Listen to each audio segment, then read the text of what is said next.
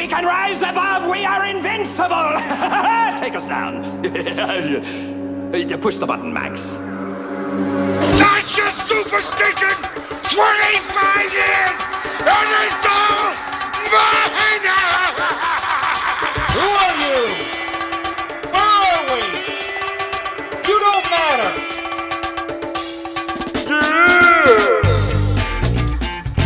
Repo Man, no! Where is my mind?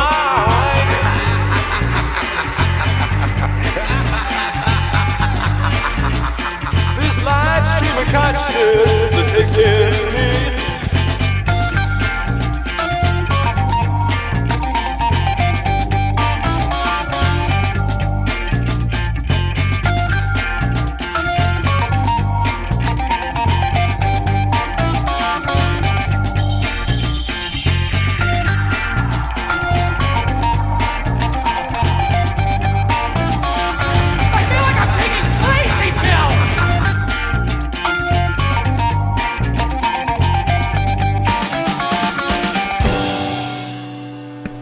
Hello everybody, welcome to another ill-advised episode of Livestream of Consciousness. Hey, we got Goji Shay in the chat and somebody new called Kyle the Weasel contacting us from a small southern nation in the Pacific, or something like that. Was going to be a Suicide Squad joke, didn't work out.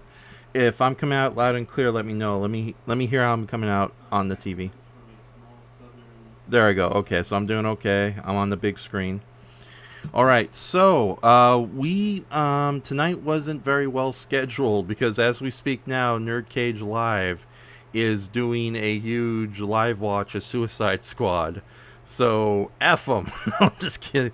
Oh God. So I don't know why Thursday night seems to be the golden hour of live streamings amongst my friends and family, but you know, there you go. So all right, so hold on, I'm going to open as we speak now, Nerd Cage Live is doing a huge live watch of Suicide Squad, so F them. Yeah, I agree. Okay, no, I'm just kidding. I have a lot of associates and friends on Nerd Cage Live, so but whatever. You guys are here. We'll answer any questions if you have any silly questions. So yeah, that's it. So let me bring in the first of our guests, but first I gotta find music in question, if I can find music in question. So hold on. This is a little stupid. Herald. Price has fallen. Unknown. Okay. So ill prepared. Thankfully, though, we don't have Brayton and Andres on yet, but we'll see what happens. So, hold on, Herald, where is the Herald? Oh, okay, guest comment entrance. Okay, so, all right. So our first guest is Lydia, also known as, So our first guest tonight is Lydia, also known as Riftwitch, and I'm going to play the equally ill-advised entrance music for her pretty soon. So here we go as we bring in our first guest. So, oh wait, okay, darn it. I was hoping that we have it play at the same time as she does. So, darn it. God damn it, this is so ill-advised. Oh well. Hello Lydia, welcome to our show. Space! It's not movie props. They watch movies and then make up jokes about them. Tell their jokes microphones. Right, okay. You brought your own theme music. So. Space! Oh, hold on. Let me stop the actual theme music that's playing right now. It's just Tim Curry screaming space over and over again. Okay, so Lydia, do you want to introduce yourself to the audience? Hi, I'm Lydia the Spider Queen. You might remember me from such roleplays as Offbeat Melody, Conquered Worm, and The Arena. Excellent. And how did you and I? You were a previous guest on a past episode of Livestream of Consciousness, as well. A couple, I think. Yes. This might be your third one, if not your second. So, oh, hold on. Why isn't this going in? Sorry, I'm having trouble with oh, there we go. Okay, sorry about that. Now we got music that everyone can hear. Yes, you were in a previous live stream of consciousness. Unfortunately, I don't know which one that was off the top of my head. But if you look into the description area of this video, dear watchers and listeners, you can see we have 2 links related to Lydia. First off is her DeviantArt page, followed by Pacific Rim the Black the Review, which she was a guest star alongside with Kaiju Noir. So, huzzah! So if you want to hear us complain about anthropomorphized children kaiju, you know where to go. So. Hey, he was the best part of that series. What? The kid who doesn't have a name, and I'm not going to address him as what they call him. Oh yeah. So what was it? The kid, small child. They just call him boy. I am not calling someone boy. Yes, indeed. So I'm a white woman with ancestry in Alabama. I don't know if I'm allowed to call someone boy. Oh yeah, that would be. Oh my goodness, you could use like the Froghorn Leghorn excuse of just calling everybody. See ya, boy. You don't know what's going on here, yeah, boy. But then again, that was a white rooster yelling at a brown chicken hawk, so I don't think that also works. Oh yeah, I forgot the Kami Rimshot. That was an offensive joke, wasn't it? I apologize. Okay, hold on. There we go. Are you still there, or are you alienated? I'm here. Okay, awesome. Okay, and we're gonna have Mark Rivers come and join us in a little bit, hopefully. So, YouTube says that there's an error. YouTube's not receiving enough video to receive a smooth streaming. I don't know what's that about. So apologies if that turns out to be the case. That but also works. Okay, so this is Livestream of Consciousness, a weird little show that just started about 2 years ago, I think, maybe a year ago. And we just basically randomly talk about whatever comes to mind. So, Lydia, do you have anything recent you want to bring up to the audience? Nothing specific. Okay, this was a great show, ladies and gentlemen. See you later. I was planning on following your lead. Oh, really? Okay. Okay. Wow. I don't know what to say. What's to say? Yes, Mark, as in Mark the Crimson Roommate, will be joining us tonight. So, I think I will say this though. I'm gonna do a little pet peeve off the top of my head. Okay, so the Suicide Squad movie. Did you see it? Did you see it by any chance? Yep.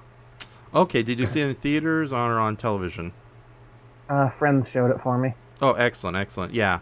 So we can talk a little bit about that, and Mark will be coming up. But here's the thing. I don't know how you feel about Starro. Oh, wait. Kyle the Weasel says, "Yay, Lydia." Apparently he knows you. Hi, Kyle. Is he a friend of yours? Yeah. Oh, excellent. So is he an actual giant weasel that's at the keyboard or regular size weasel? He is a weasel. I leave him eggs regularly. Okay, then. Excellent. And we also have Jugless Juggler 89 in the audience saying Mr. T Natural. No relation to the Mr. B Natural. Oh, I get it. It's a play on Mr. T and Mr. B Natural from those horrible Mystery Science Theater things. Okay, I get it. All right, so one of the things I loved a lot about the recent Suicide Squad movie was the presence of Starro in the movie. You know, such a bizarre, obscure character, given such a huge limelight in a multi-million-dollar movie. Or I should just... Oh, new person, Nora... Forgive me for getting your name wrong. Nora Thelasinos came aboard. Another friend of yours or a brand new person? Hi, Nora. All right, that's my sister. Oh, hi. Okay, hello, Nora. So, and we also have, I don't want to say this, Buttbot's Revenge. Oh, good. Are we going to talk about the vor scene? Was there a vor scene? Oh, wait, yeah, the big old shark monster eating a person, unless you're referring to Harley Quinn jumped into a giant eyeball. No, I think we're good. We try to keep that crap on the download, so. What's to talk about? It was in your face. Yeah. Nothing to the imagination. I know. But it's like, it's, the other kind of war that you and I are familiar with. So, okay, so for the new people who've just arrived, Livestream of Consciousness, like, as the title suggests, we just randomly talk about whatever we want. There really is no set idea. Although, as you can see, the title for tonight's show is Pacific Rimshot, just largely because I now have a second pair of speakers and I can do stupid stuff like that. Lydia, do you tell us a very funny joke? Okay. Awesome! Fantastic! Wonderful. So yeah, we'll be having that throughout the night. Usually that kind of stupidity works great when Andres and Brayton's here, but they might be showing up way later in tonight's show. Hopefully we started early enough. I don't know what time zone you're in, but I hope it's not too late on your end. Hopefully before 9 o'clock. It's 10:01. 10:00. Oh darn! You're in Eastern time, aren't you? I have a couple hours before Nora gets home. Okay, all right. So gets home from doing horrible things out on the public. She's committing Walmart crimes right now. Oh no, Walmart on the moors. Oh my goodness. So, okay. So here's a bit of a pet peeve I gotta share. So I was all ecstatic that Starro ended up being the final villain. Not exactly the main villain, but the final antagonist of an antagonist-filled movie known as The Suicide Watch. The Suicide Watch, not to be mistaken with Suicide Watch and a bunch of other Suicide Watch movies. But now it's like typical for poor Starro. Starro has always gotten a lot of flack from regular comic book fans for being too weird, too cheesy, too campy, too simplistic compared to more popular supervillains like, the Joker and maybe the Joker and a bunch of other DC characters nobody seems to care about outside the Joker, and Batman, who is sometimes the Joker himself. But it's like, who cares? Because I've always, Wait, what was the name of that one supervillain? He was a clown, and his whole shtick was to commit crimes in the most intentionally funny way possible. The Trickster? Trickster. Yes! Trickster. There we go. Wait, did we hear that? Did everyone hear that one okay? There we go, we got another one. There's also Punch and Judy, and I think that's it as far as clown villains go. So, okay, that's enough from the Rimshot machine. Okay, so yeah, I was all excited that Starro finally got his time in the sunlight, so to speak. But then, like, a week or two after the movie premiered and apparently underperformed to be considered something of a box office failure, despite the extremely good critics reviews it's gotten from critics and viewers alike, or at least the viewers who did actually go out and see it. All of a sudden you get all these news reports and interviews and YouTube videos. Oh, hold on. Someone has entered the live stream. We will. Oh, darn it! Now we gotta start his theme music.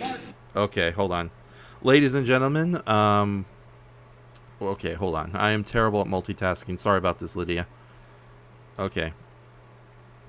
Okay, so ladies and gentlemen, hey. I can't hear you guys. You can't hear us? Let me see what's going on. Okay, well, darn it. Now we gotta do the technical difficulties nonsense. Okay, we'll keep talking or something. So, yeah. So, learn computers with Enshohma, with special guest stars Mark and Lydia. So, okay. Hold on, I'm trying to see if I can help Mark on my end, and it's like says kick from studio, ban from studio. It's like helpful. Yeah. How about that? Yeah. Can you hear us at all? Hello? Marco. Polo. Okay. Oh, darn it. This is already awkward. Darn it. Okay, private chat. Hold on. How does this work? Usually last time Mark came and everything worked out okay. So. Solo layout. Edit. Oh, darn it. Hey, I think I can hear you now. You can you hear me? Yes. Can you hear us? Yes. Okay, hold on. Great. What's wrong? No, fantastic. I meant great. Okay, awesome. Here's your theme song. Mark. I'm Cyberman. Mark, M-A-R-K. Sorry, this goes on for a little while. My name is Mark. Mark. My name is Mark. Mark. My name is Mark. This is Mark. Mark.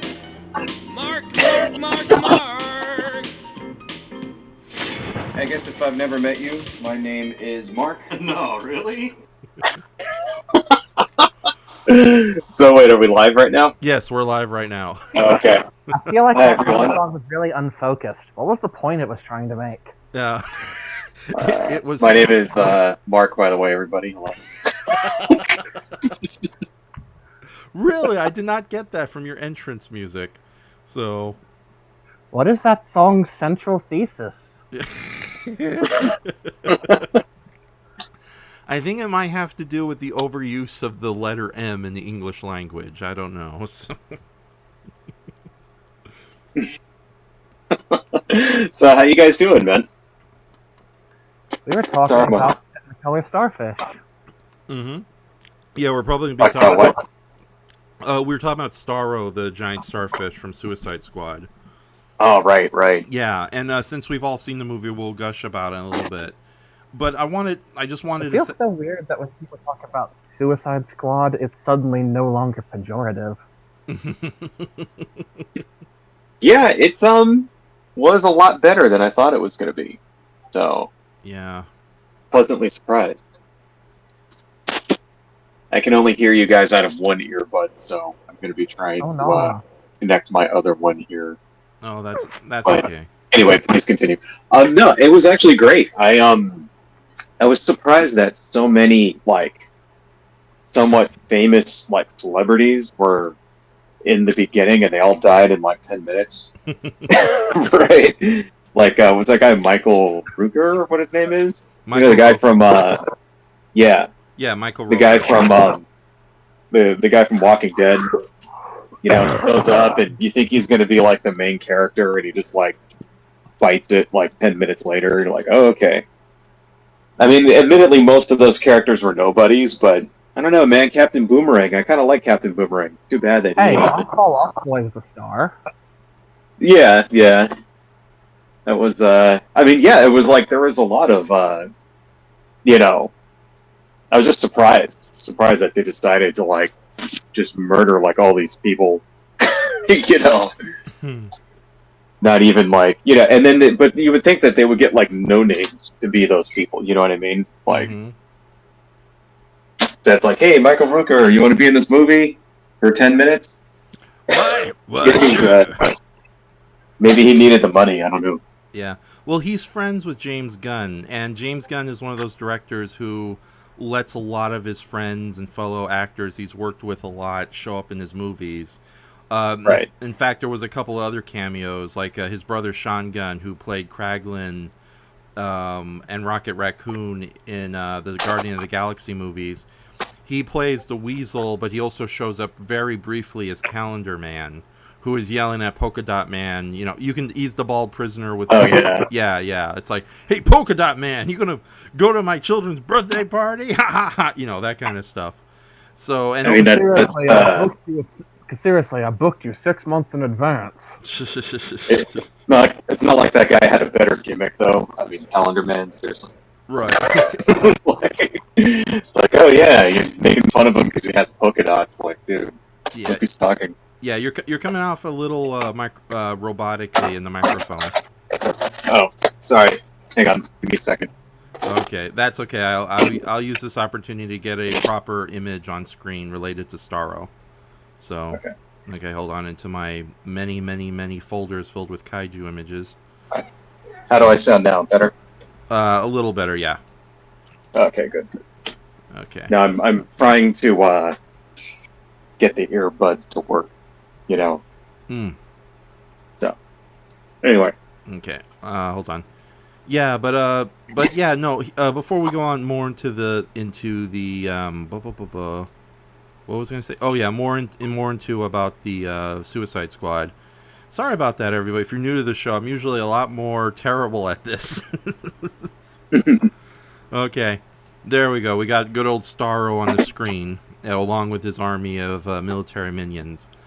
Okay, so the funny thing was that I was ecstatic, if you will, that Starro ended up being the final antagonist or big bad of the whole movie. And I, both literally and figuratively. Wait, where's the Rimshot? Damn it, where are you, Rimshot? Oh, darn. Oh, there we go. Was that supposed to be sound effects there? Yeah, we were supposed to have, yeah. As you can... There it goes. Yeah. Okay, so, yeah, Starro was supposed to be the big bad of the big bad of the film.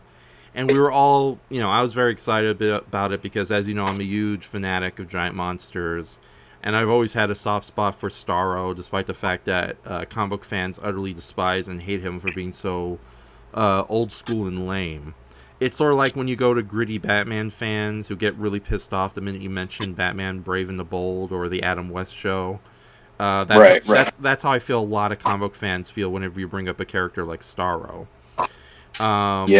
Yeah, but then like a week or two later, after What Happens, after the movie didn't do so well at the box office, despite all the critical acclaim it got, all of a sudden, all these videos and interviews were coming up, where it's revealed that the original plan was not to have Starro as the extraterrestrial threat that was being used inside the inside Jotunheim. The ex-Nazi base now turned into a military prison. Yeah. It was going to be a mind control Superman. And yeah, but here's what really pissed. Well, evil Superman, never heard that before. Yeah, well, that's never been wouldn't done. have stood it. Oh, God. They wouldn't have stood a chance against that, but yeah. Yeah. No, I don't think that's ever been done in the 80-plus years that Superman has been on screen, especially in these last few years, where Superman has always been portrayed on screen as a completely benevolent entity who would never do anything like outright murder the Joker or take over the world in a post-apocalyptic wasteland. Right, guys? You know, it could have been cool if they, like, just didn't have the Justice League with, like, bad guy Superman in it. You know what I mean? Like, like literally, like, 3 movies before this, they showed Superman as, like, you know, kind of sort of evil, kind of, you know, even though he's just, like, disoriented. Yeah. I mean, it's not a bad idea, but yeah, you're totally right, though. It is a little overused. You know? Yeah, well, it's bad enough because, yeah, everybody and their mother who's never read a comic book whatsoever has been doing evil Superman or Superman-adjacent homages of darkness, I should say, or supervillains similar to Superman for, I want to say, a good 30 years, possibly even 40 years. It started in full with Frank Miller's The Dark Knight Return, even knowing that the Superman in that one was just more or less a well-meaning government, I don't want to call it a government stooge, but more of a government worker, just doing what the government he was working for Uncle Sam there, kind of a patsy. Yeah, exactly. Yeah. But it was really dumb then too. Yeah. Yeah. It wouldn't have. Yeah, I could see, like, if they had mind control. I don't know. I mean, first off, I don't think they would have been able to get what's his name to do it. You know. Whatever that actor's name is. I think it's Michael Cavill. I don't know. Someone in the audience will know. You're smart people. Oh Henry no! Cavill. Project Starfish is really Omni-Man. Oh no! Yeah, exactly. Like, you just had that. Yeah, I think you're right. It is a little overused. So, but I don't know. I mean, I think when they moved to Starro, it kind of this particular movie is more of a comedy. You know what I mean? Yeah, It's very much a comedy. You know, and I could see like they were kind of going for that. And you know, they got James Gunn. They won that Guardians of the Galaxy kind of thing, and it's got a good mix of you know, ass kicking and action. And very gory. I was surprised how gory it was. You know, with like people like heads getting blown off and stuff. Like I thought that was a little wow. That's really what it seemed like they were going for, was like they wanted an R-rated Guardians of the Galaxy. You know? And in that respect, I think they pulled it off. I mean, it was hilarious. Like that part where, you know, what's his name? Bloodsport. Yes. Yeah. And, you know, the other fucking John Cena are just walking through and like having a contest about how many people they can kill and how quickly or whatever. Right. While they're in the gorilla base. Like that was hilarious. Absolutely hilarious. You know. So that was kind of cool. I really liked the tone of it and all that. And it gets a little even kind of gritty, you know, at times, but it never gets like it never gets bogged down and like depressing the same way that like Man of Steel or Batman v Superman were, you know what I mean? Like that, like Batman v Superman, you know, it's like you have like Batman branding people, and it just seemed like that they pushed it as far as they could on purpose to like make it the opposite of a fun superhero movie. And like here, it's like they never do that. They play it for laughs. You know what I mean? And it really comes off pretty well. Yeah, I don't The only times it tries to get gritty and realistic are when it would make the story funnier. Yeah. Like, totally. What would be a good example of that? Oh, with it getting gritty and making it funnier? Yeah. He's not a werewolf. He's not a werewolf. His name is Weasel, and he's harmless. Okay. Well, he's not harmless. He killed 27 children, but he agreed to do this with us. Right. Right. Okay. Totally. Good point. Yeah. Or you have the Polka Dot Man, who's like, you know, has this disease, and it's all like you see him, and he's you don't know what the hell's going on, and it's like hilarious. You know, you're like, what the fuck, right? And then when he explains what it is, it's this extra-dimensional disease or whatever. Like, it's sad, but at the same time, it's like that's the goofiest thing. Like, you know, it's like, oh, sad is his mother was so abusive or whatnot, and you know he doesn't mean to be a villain, but it's kind of like the stupidest like superpower you could like possibly have. Like, you have to like barf polka dots, and if you don't, you die. Like what? I don't know. It's like sad, but you're laughing at it. You know what I mean? Like, I don't know. Anyway, you're saying. To be absolutely fair, though, Polka Dot Man's original powers when he was first introduced was even stupider. Like, what is it? Each colored polka dot. He was basically Batman's utility belt, but like 11 times infinity. And with polka dots. Yeah. Each and every polka dot had the ability to summon a different power. I don't know each one, but I do know the blue polka dots had the ability to summon flying fists that could beat up Batman for 20 seconds before dissolving into the air. That is wow. So he was one of those sort of like 60s villains, right? I think late 50s or early 60s. Right, like those sort of Silver Age, or I guess Golden Age, kind of, where they were just throwing stuff at the wall to see what fixed, you know, Condiment King and Calendar Man. Condiment Man. Yeah. Kite Man, yeah. But to be Kite fair, Man. Condiment King is actually a contemporary creation from the 1990s. He first appeared in Batman. Really? Yeah, Batman the Animated Series, and he was incorporated into like a joke character. Yeah, right? yeah. I mean, obviously a joke character. Yeah, that or Bob Kane. Bob Kane kept enslaving the wrong kind of artists to create characters. Totally. So, yeah, like Marvel has some joke characters like that too. You know, like you have, you know, the what's the guy that with the glue guns? Fantastic Four villain. I didn't even know there was a glue gun or something. Yeah, I didn't even know there was a glue gun villain. Yeah, I can't remember. It's like the Trapper, I think, but his original name was Paste Pot Pete, and his entire power is that he has glue guns and he shoots glue at people. Okay. Or there's another guy named Turner D. Century, and he's like a dude that looks like dressed in like old timey clothes that has these wacky inventions. You know, like I'll have like a Dr. Seuss looking kind of biker or whatever. Mm-hmm. Right, and that's his superpower. He attacks you with wacky inventions. Of course, they killed him off. Yeah, and but it's like yeah, the Teen Titans. Their first enemy was like the Weather Warlock, and he just looked like Weather Warlock. Yeah, he was best way to describe him was he was like a revolutionary 1776 gentleman on a witch broom. Who controlled weather, and I don't think they ever explained what his origins were either. He just showed up. Yeah, they had another guy that was some kind of like jazz guy who like raced cars or something. Mm-hmm. Ding Dong Daddy. I remember, what was that? Ding Dong Daddy.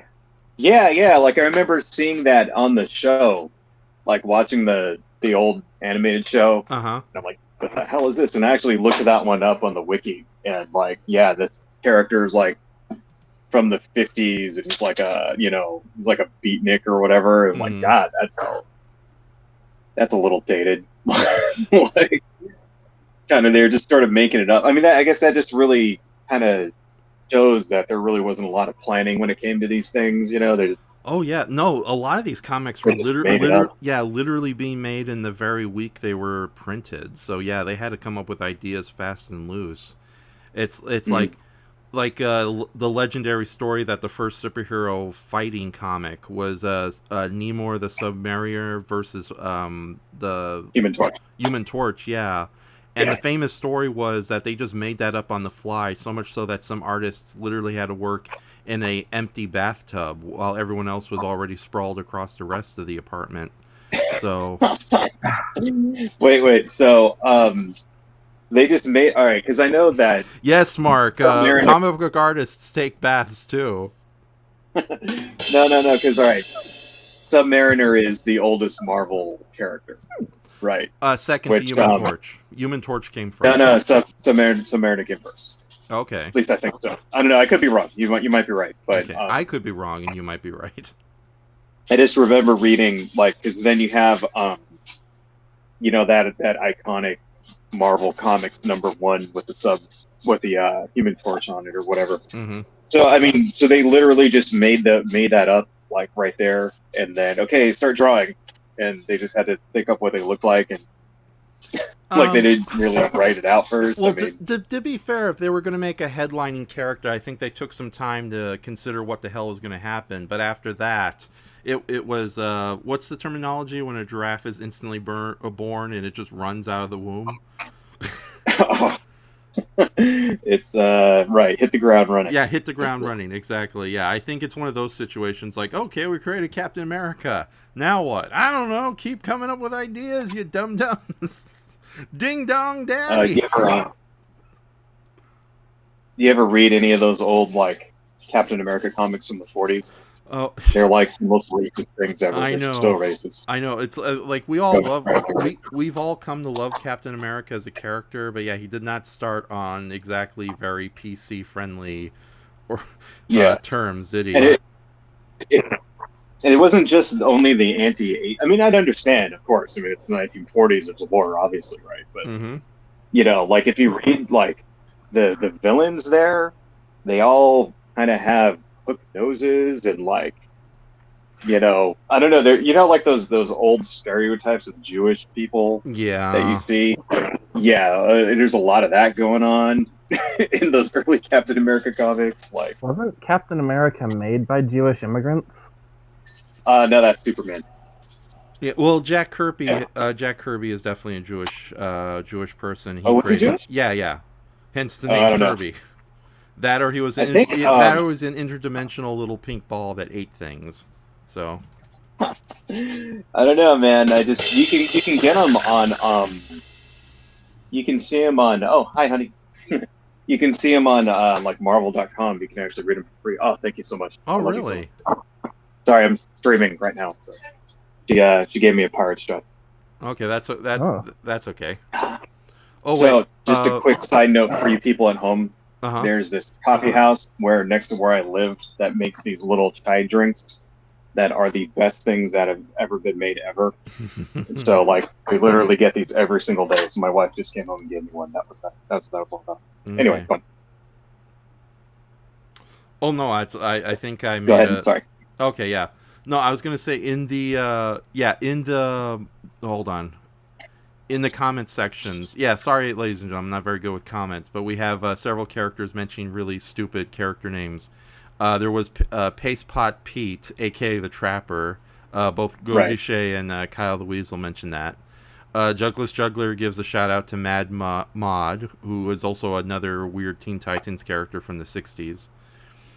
Oh yeah, and I think the first of the Mad Mod episodes on the Teen Titans cartoons is like some of the best episodes that series ever had to offer. But then again, isn't the voice for that? God, Malcolm McDowell. They got Malcolm McDowell. They got exactly. Yes, it is Malcolm McDowell. So it's like, hello, Davies, my lovey. I can't do Michael McDowell. Right. So. Hello, my duckies. Thank you, Lydia. You win the Malcolm McDowell Award for excellence in Malcolm McDowelling. So, do you have anything to say to the audience? Okay. Yeah, that kind of blew me away. I was like, because even then, he was still pretty much a pretty big name. Like, I mean, when did those come out? Like 2003? Like, yeah, early 2000s for sure. Although to be fair, Malcolm McDowell does a lot of voice work for DC animated properties. Oh, really? Yeah. It's like he's often reoccurred as Merlin the Archer in whenever the Green Arrow villain shows up in an animated property. And I don't know what else he did, but yeah, he's shown up quite a bit in animation. So, but getting back, go on. I'm kind of a normie when it comes to DC. I was always into Marvel, so the DC universe is still very much fresh and new to me. But if you want to talk about Marvel, I'll get all old and crotchety on you. No, we're talking about DC. No, I'm just joking.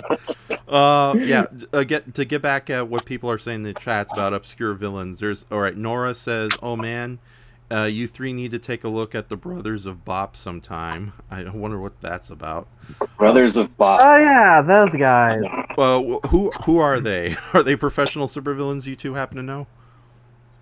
Well, they're dudes, and they dress up as jazz musician-themed monsters. Okay. And they speak entirely in scatting. Why was I not informed of this earlier? This sounds like a Flash villain or something, right? Like, what are they? Who's their antagonist? Batman. Oh, they're Batman. Oh, okay. Okay. Oh, wait, they're actual comic book villains? I thought this was like a weirdo band that dresses up like monsters. You thought they were real? Yeah.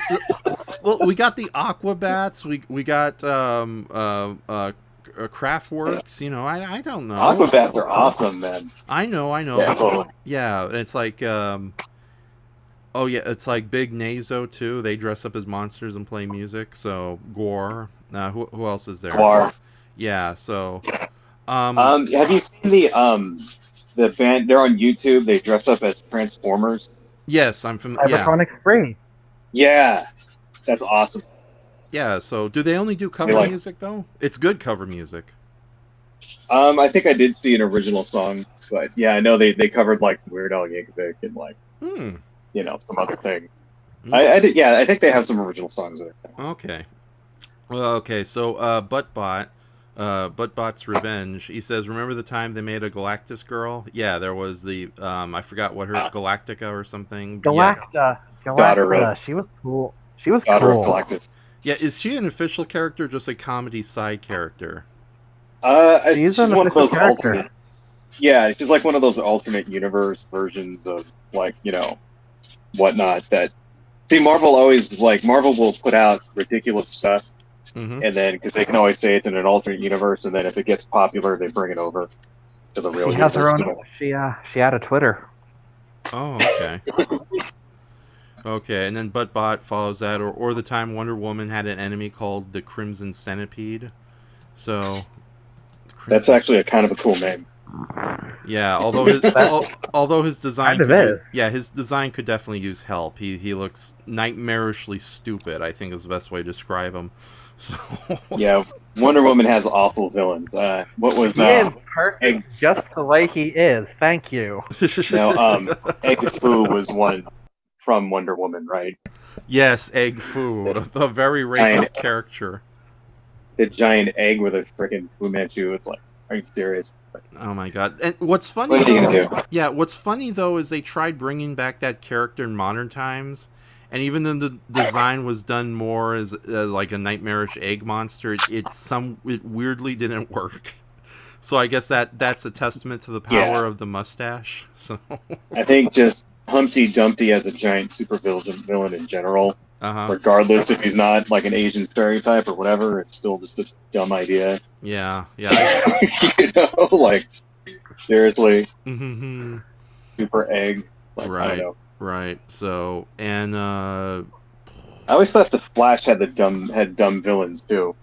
Yeah. You know, he's got like Turtle Man and that kind of thing. He's so slow that Flash can't see him. It's like I don't know. They were running out of ideas that week. Yeah, I don't know. When you have the fastest man alive, you'd expect he'd go against like more extreme cosmic monster villains, but no, he had Boomerang Man and Mirror Master. And Mirror Master. I mean Captain Boomerang, not Boomerang Man. And it's like Javelin. See, Captain Boomerang is when they play Captain Boomerang for laughs, it's awesome. Yeah, they try to make him like serious. It's like, come on, man. It's not a serious character. You know what I mean? It's like Condiment King. It's not a serious character. Like, you know. Yeah, I think the Flash villains work better when they're they are treated. They can still pose a threat, but they're still treated in a somewhat lighthearted manner. I do agree. Captain Boomerang is a lot more fun when he gets to be a fun villain, as opposed to like some particular issues of Suicide Squad where they make him a murderous psychopath, and it's like, guys, it's not working. It's like, if you're desperate for the Joker dollars, just get the Joker, damn it. So, but I like the DCAU Captain Boomerang where he was just a guy whose hobby was trying to kill Flash. It's just what he does for fun. Yeah. And he just makes up with boys to, plot Flash's demise. So it's hey man, what are you guys doing after work? Oh, I'm just setting a death trap for the Flash. Same as every week. Yeah. To be fair though, that one episode of you're talking about the DC animated universe, right? Yeah. Yeah. That episode where it just focused on 4 of Flash's villains working together, that was a really good episode. And I think the best gag is after the first 3 villains' attempts fail, the Trickster comes up with his elaborate, really stupid plan. And then Mirror Master, Captain Boomerang, and I forgot who the 3rd villain was. I think it was... he was some kind of disco dude? Say that again? He was some kind of disco-themed guy? Disco. I think that was the Mirror Master. Mirror Master, Captain Boomerang, the Trickster, and there was a 4th guy. Oh darn it! We got. Hold on. Anybody in the Oh, Toku Punch Productions has joined us. So what did you miss? Not much. We're just reminiscing about really stupid villains. Yeah, you might be right. I think there was that could be Mirror Master just using the disco. Flash villains. Okay. I think there might have just been the 3. I think you might be right. Okay, that is so weird. And of course Google isn't helping me whatsoever here. Oh wait, just the episode was Flash and Substance. Flash and Substance. Yeah, but I know how could we forget Captain Cold? He was the 4th villain. Oh. See, oh my god, that's like forgetting him. Yeah. Okay, but no. Before we talk about Captain Cold, no, I love the joke where the first 3 attempts fail, and then the Trickster, shares what his plan is, and then Captain Cold, Captain Boomerang, and Mirror Master just all look at each other, and it's like, this is stupid. Let's just go to the museum and jump him. Yeah, and they leave the Trickster in the dust. So And the trickster says, "Stupid guys. I bet if I was a captain, they'd take me more seriously." Totally. Yeah. Yeah, he was he was always kind of a dumb villain too, but I think they kind of remade him into something that's actually semi cool. Mm-hmm. You know, with the I get it. That was a pun, right? Did you? Yeah. Yeah. No, but seriously, like, because Captain, if you look at the comic version, he's like dressed up like an Eskimo or something. So, hey, I have to order some food, so give me 2 minutes. I'll be right back. Okay. Okay. All right, I don't know what's wrong with his microphone. Let's talk bad things about him. I don't like his hair. How about you, Lydia? I don't know the guy. Awesome. Just make up stuff. Like, oh, you're still there. Sorry, Mark. I need material to work with if I'm gonna make up bad things about someone. Okay, I'm back. Oh, wait. I thought you were done ordering food. You needed to go and order food.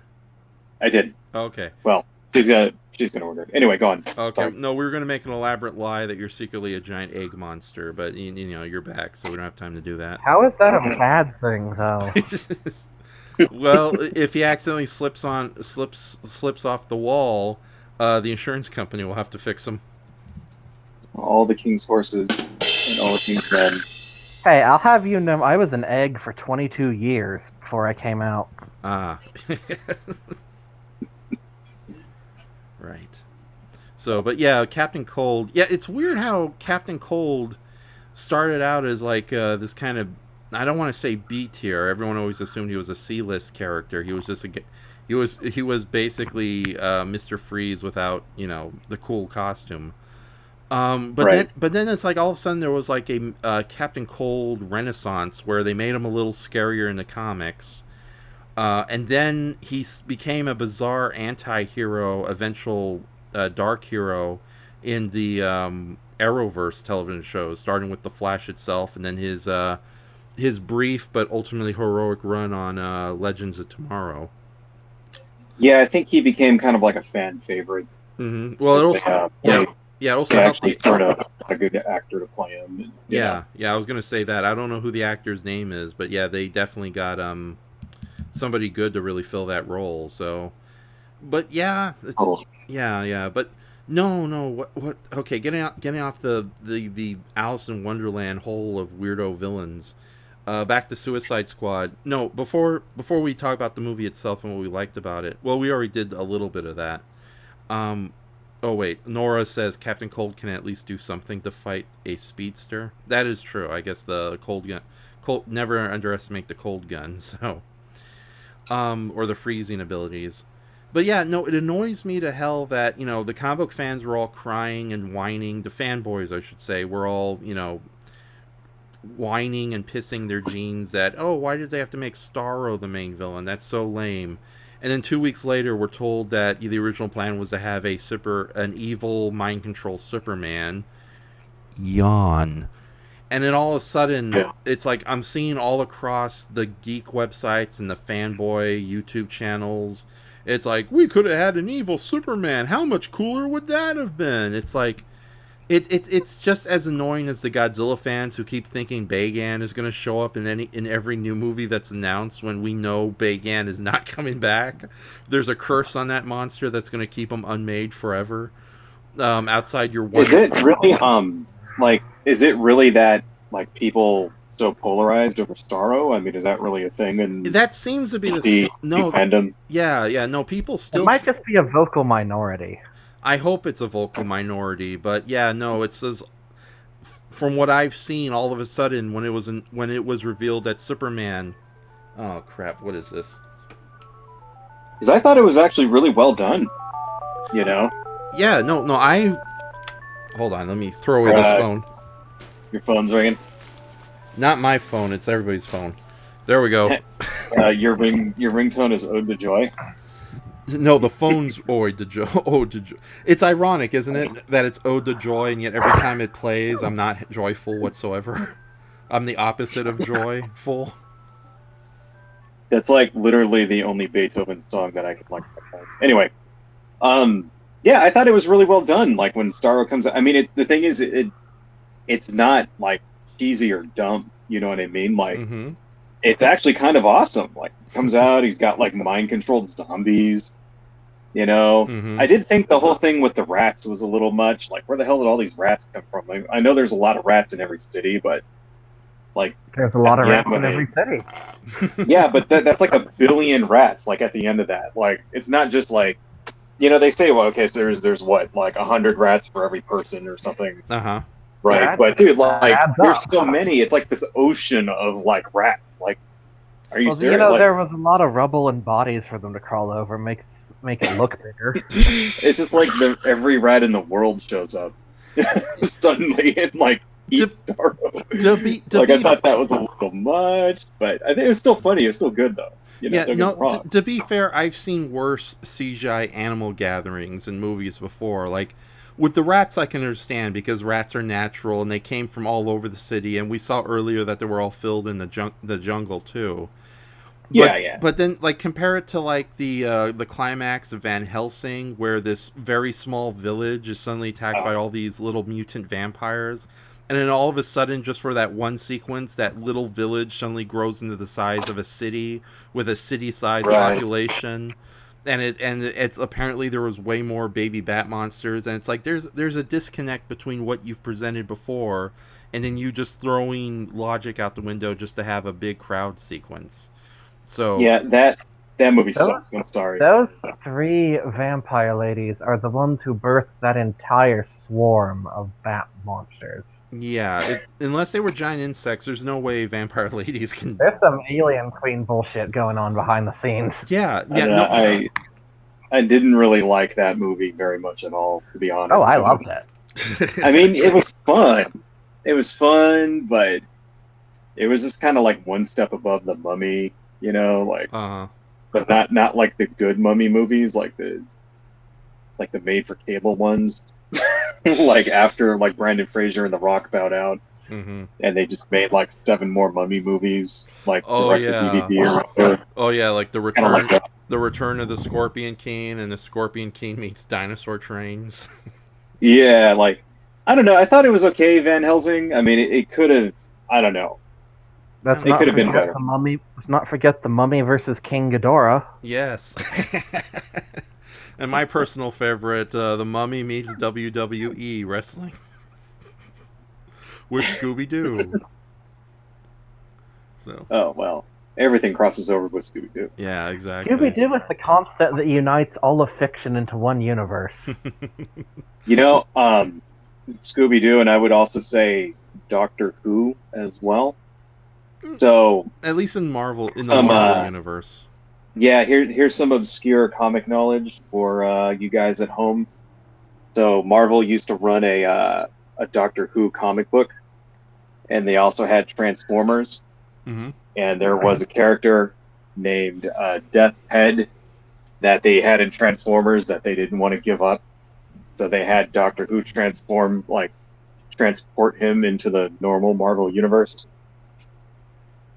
Okay. So all of it's all connected. See, Doctor Who, and then they cross over Doctor Who with Star Trek later on, and then they cross over Star Trek with Green Lantern later on. See, it's all connected. Like every fictional universe is just like, you know, it's all part of the multiverse, right? Yeah. In one way or the other. The multiverse or corporate synergy. Well, you decide. you know. So, oh my God. So, Buttbot's Revenge.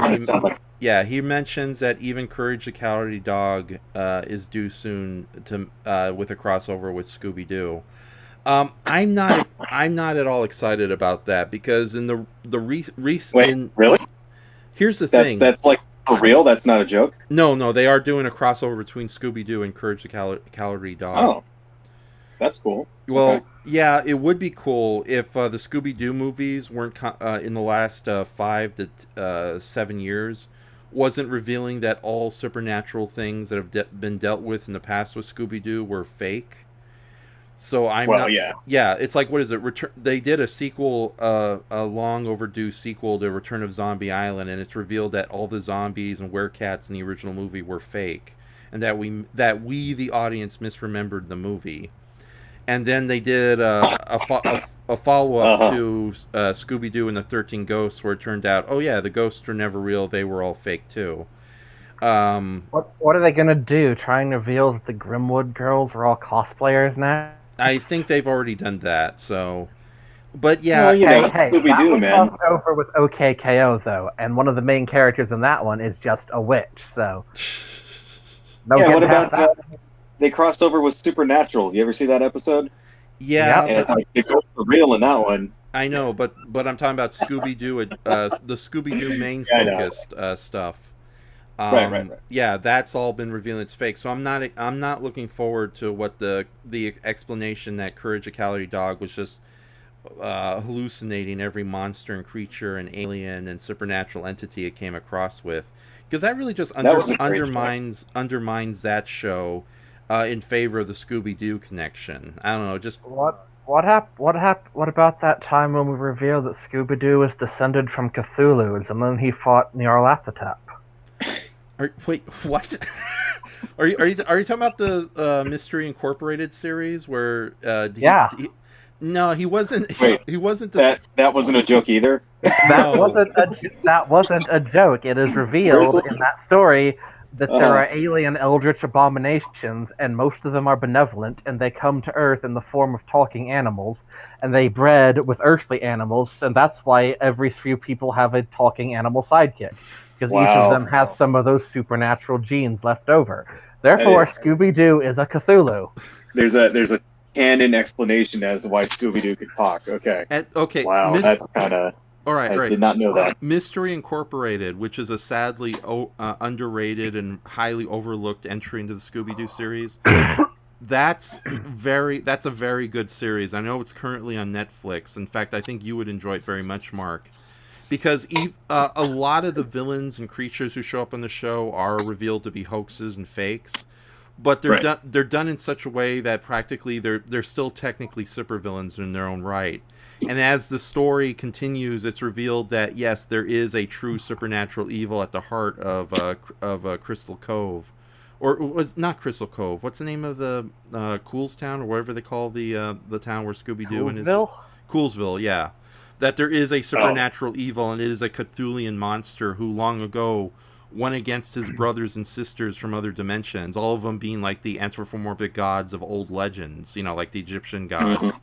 And they also had a great fake out because they had the Horrible Herd, which are a bunch of skeletal, flesh-eating, omnivorous cattle monsters, and they go rampaging through the town, and then we find out, oh, they're not really supernatural creatures, they're just genetically engineered monsters that will still really eat you. Yes, so yeah, every once in a while they did have real monsters, and I know the main villain at the second half of the final season, he actually had an army of real robotic henchmen who were like Nazi robot soldiers. So yeah, it's a very good series actually. So it's like even when there isn't a supernatural threat, they still make the costume villain serious enough where you have to take him or her seriously. Like they had one villain who was pretending to be an Aztec plant god, but he actually controlled real mutant plants. So you got the best of both worlds. So yeah. Then you got the guy who was dressed as a mutated bear. Then we find out, this isn't a costume. I am only wearing a mask right now. I am actually this huge and hairy. These chemicals are doing things to me. Okay, I guess I also got these gloves, but they're on loan from some college I used to work at, some institute for gifted youngsters. Right. Yeah, but no, yeah, the series is called Scooby-Doo Mystery Incorporated, and it is definitely one of the best things to ever come out of the entire Scooby-Doo franchise, and that's saying a lot. Considering that, I hate to say it, the majority of Scooby-Doo related things is fairly mediocre, so... Yeah, well, I mean, kid show, but still. I did not know that. I did not know that there was an actual, Cthulhu beast in Scooby-Doo. Oh, yeah, definitely. Yeah, no, I would highly recommend Mystery Incorporated. That's the subtitle of this series. It's on Netflix, and some of the villains and monsters they fight really do feel like things that you and Riftwitch would have designed, especially the Horrible Herd. Because the Horrible Herd, yes, they're a genetically engineered half cow, half piranha, half bee creature. So, and they're... Also, yes, Bart, they do give Velma a girlfriend. Oh yes, yeah. Okay, so that's canon now, huh? Yeah, although granted, in the show itself, they really couldn't go into it too much. They just hinted at it, but they heavily hinted it. In the title sequence, they have Marcy sighing contentedly at a portrait of Velma, hugging it to her chest and having hearts bob above her head. Indeed. It doesn't need to be said. Right. Oh wait, I forgot. In the last 3 episodes, they briefly introduced a rock monster when our heroes have to venture into another dimension. So yeah, there was another real monster. But no, it's a very good series. So yeah, I would highly recommend it to anybody who's never seen it. Just unfortunately, when Scooby-Doo Mystery Incorporated was premiered on Cartoon Network, it was during that weird time when Cartoon Network was canceling and abandoning shows left and right for tax reasons. That's the reason why Megas XLR has never gotten another proper rerun on the series due to tax reasons. But that was a good show, man. Yeah, but Megas XLR. Yeah, but they screwed that series over big time just to avoid rerun costs. Yeah. Has that ever been released on like DVD or Blu-ray or anything? I think there may have been a European release, but again, Cartoon Network screwed that over so bad in the rerun rights that I don't think the series will ever see a proper re-release ever again. That's too bad. Yeah, and basically, Mystery Incorporated got lost in the shuffle alongside the Young Justice animated series, just to make room for. I don't know what the hell Cartoon Network was trying to run at the time. I guess more Adventure Time and Teen Titans Go reruns. Teen Titans Go came later. Okay, all right. But yeah, no, Cartoon Network was doing a weird thing where they were screwing over a lot of their good programming. And even programming that did well in the ratings got screwed over for like very stupid reasons that were later revealed to be tax-based. So I honestly don't know what's going. I really don't know what's going on with half these networks. There's always some kind of corporate skullduggery that's going on that the regular audience and fans couldn't even imagine. Like, what is it? Oh, for the longest time, I always wondered why CGI animation was overused in Hollywood movies. But then I did some research, and some friends mentioned that, oh yeah, that's because there's no unions in CG for computer animated artists. And that's why the few companies that do computer-generated effects that are still connected to the old special effects unions, like Industrial Lights of Magic, is constantly bypassed, so they can use these smaller outfits that always end up being bankrupt or destroyed because of how underpaid the studios are.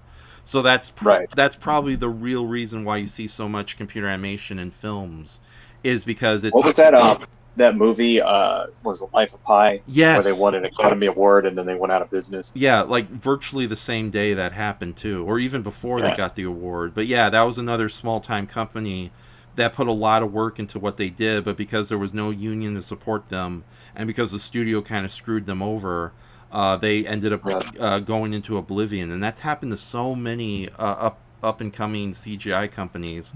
The only ones to survive would be something like Industrial Lights and Magic and Weta Workshop.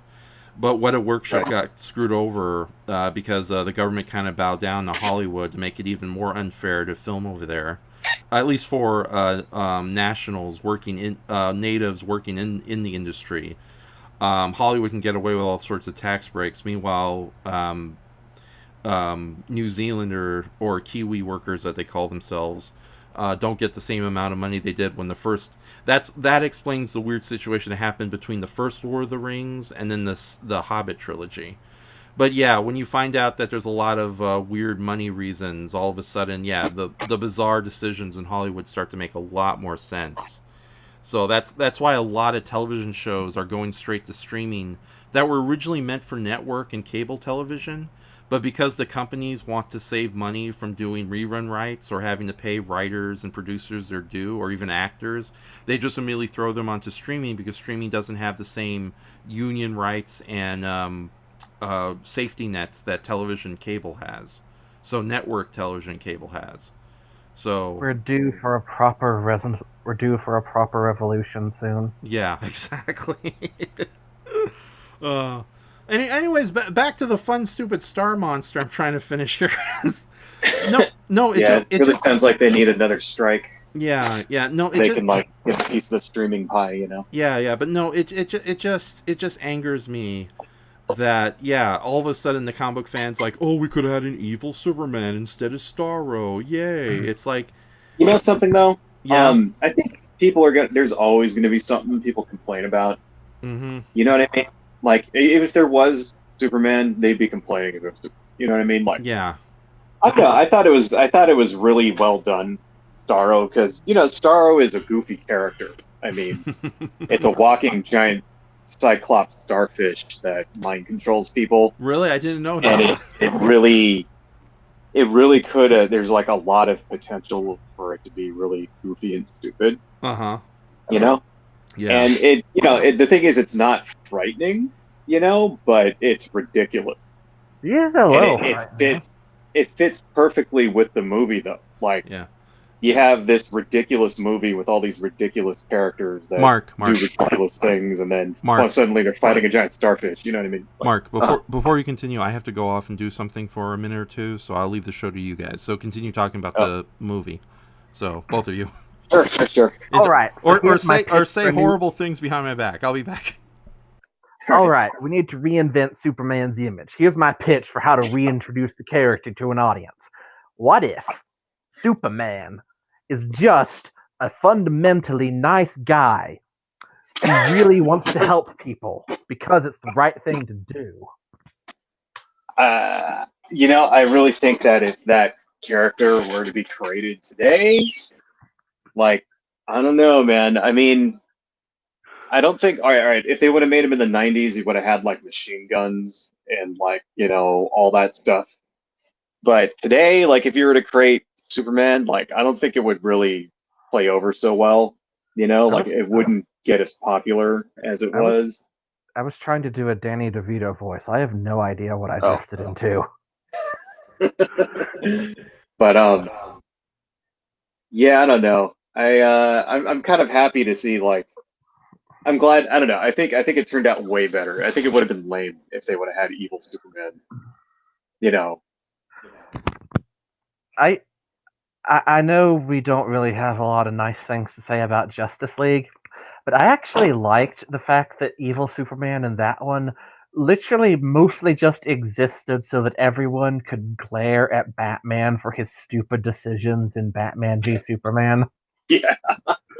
They made the completely contrived reason that he like had to fight Superman. Like he has like virtually no reason at all to want to fight Superman. That was so dumb. Did you actually see the Snyder cut? Because I never saw it, but I heard it was better. I mean, I heard it redeems the movie. I don't know, does it? I have not yet, and I don't really want to.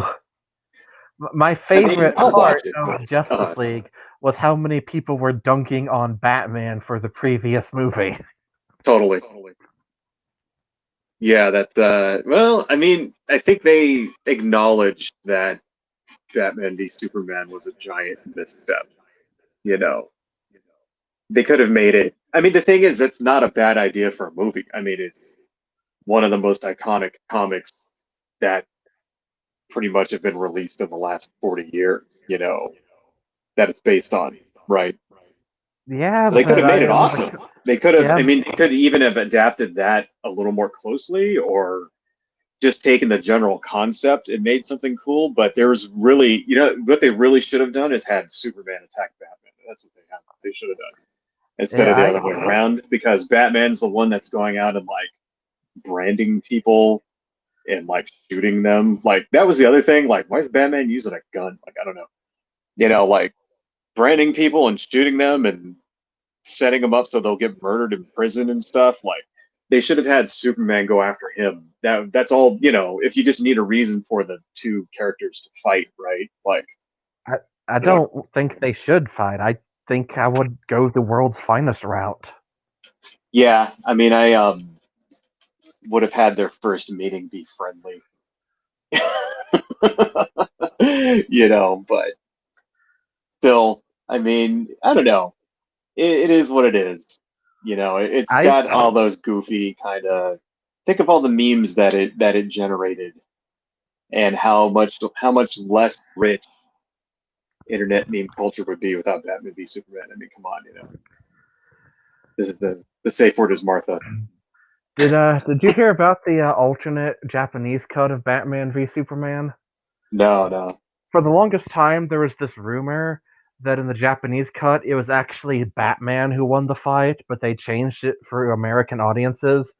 But that turned out to just be an urban legend. The only difference between the American and Japanese cuts is that in the American cut of the movie, we can hear both Superman and Batman's roars, whereas in the Japanese cut, we can only hear Batman's. Is that the one where Superman swims away at the end? And okay. Yeah. Yeah, I believed that rumor myself for decades. I'm gonna have to give a shout out to Tyrantus Terror for that joke. I didn't think of it. I don't know. I mean, like the other DC movies are kind of like it seems like those two kind of really fit it, but the ones after those are actually pretty good. Like I know I didn't see Wonder Woman 84. I heard that one really like kind of stunk, but the rest of them are actually not half bad. Like Shazam, that's like my favorite DC movie. Shazam. Shazam, I've heard was really good. The first Wonder Woman was really good. That one's good too, totally. Aquaman was really good. Yeah, and even see that's the thing, like Aquaman, like that movie is also ridiculous, If it has a kaiju voiced by Mary Poppins, and she's a good guy, and she doesn't die at the end. Exactly. But if you just say what that movie's about out loud, Fishman like fights for it's dumb. The premise is dumb, but they don't try to make it serious or gritty or anything like that. They just have fun with it. Yeah, and it was fun. That's the difference. Like you watch like Justice League. Justice League was not fun. And you can tell they were trying to make it like that because, they recut it and they filmed all this new material and rewrote all this dialogue and tried to make it be more like, lighthearted. And I think that's why it didn't come off, But Aquaman was like, it was a comic book movie, and unlike so many others in the DCEU, it wasn't ashamed of being a comic book movie. Totally, for sure. And you could say the same thing about this, Suicide Squad. You know what I mean? It was actually like not ashamed to be exactly what it should be. Big, loud, and goofy, and not, not something that they're not trying to make the characters tortured. Even though they do have backstories and they're like tragic, their backstories, they're not trying to make them like these brooding, tortured Bruce Wayne. They're organic to the plot. Yeah, like you got like in that one, like Bruce, like in Batman v Superman, like Bruce Wayne is working out like aggressively, like he's all angry, whipping chains around and throwing big tires and shit. Who the hell works out with giant tires? I don't know. But like this shit like that, he's like so mad and Batman, and my parents are dead. I'm pissed, and it like makes you just feel that. And of course, Batman shouldn't be like running around, happy-go-lucky with a rainbow costume and shit, but still, it was just sort of like, dude, okay, now you just need him to like kick a couple of puppies now, like just to complete the whole brooding image, I don't know. And then Henry Cavill, like Superman in that, always has this look on his face like he doesn't want to be there, and like and every scene is shot like he's 5 minutes away from like I don't know, just running away. like the look on his face in every scene is sort of like he's always crying or something, or he looks like his dog just got ran over by a car in like every scene in that movie. So it's like, just you guys got to lighten it up, throw some jokes in there. I don't know, but I'm back. I just got my Criterion version of Batman v Superman, and they didn't include the original Japanese cut into it, so I'm a little pissed off right now. So, Aww. No, man, that was also one where the Green Lantern fights a giant octopus and is dragged to his death at the end. Yeah, but they wanted to do more with the character, so they had to cut that scene. Darn it. Oh wells. So All right, we have a new guy in the chat named the Starving Gecko. Are you familiar with this person? Oh, hey, Zach. Okay. So he's Zach the Black Ranger. It's good to see you, sir. Okay, and he says Bioshock is dumb if you describe the premise. Man sewed into a diving suit guards little girls who drank blood to get slug enzymes. So, Slug enzymes give you lightning power. Yeah. Or bee powers. Okay, I knew about all that except the slug enzyme. So yeah, all credibility out the window. The suspension of disbelief has been totally destroyed the minute you threw in slugs into the equation. So, but to be fair, like no offense to video games, but they all come off ludicrous if you really get right down to it, because it's like with a comic book or a movie or a TV series, when you do world building, it's done gradually over a course of multiple episodes and seasons. Or whereas in a video game, you're given all the damn obstacles and villains more or less in the first 3 levels. Because if you think about it, like seriously, how the hell are we able to take Super Mario Brothers so seriously? When you Here's my favorite video game plot: UPS woman is shot in the head, wakes up, decides to end slavery out of spite. What is that from? Yes. Fallout New Vegas. Fallout New Vegas. Okay. Oh, okay. All right. That one. The way you said it though, that sounds like a serious movie. You forgot to mention the mutants, the post-apocalyptic situation. Is that the one with the sexy Mad Moxie woman in it, or am I getting mistaken with another franchise? Mad Moxie? I don't know. Oh darn it! Never mind. I'm thinking stupid again. There are some games like recently within the last decade that actually do kind of do exactly what you're saying. Like they actually do have really good world building and introduce the world as the levels go on, and the deeper you play, the more you find out. But it's really only been within the last decade. Don't you think The Last of Us would have been way better if they threw in some flying turtles in there? I know what you're saying, though. I mean, it seems like, but seriously, it really has only been probably since, maybe the PS3 era, and going forward, where they even had the right technology that they could do that. You know what I mean? Like, and you could kind of see a little bit of that, like even going way back into like the 16-bit era, like Super Nintendo, that kind of thing. There's a couple of games that have that sort of where it's presented more like a movie, but they didn't have the ability to create it and make it convincing. And it really was like, I wouldn't even say like PS1, Dreamcast, that you don't really see much of that. And it was also the style of games that were popular, because in the past it was mainly things like fighting games and like action platformers and stuff.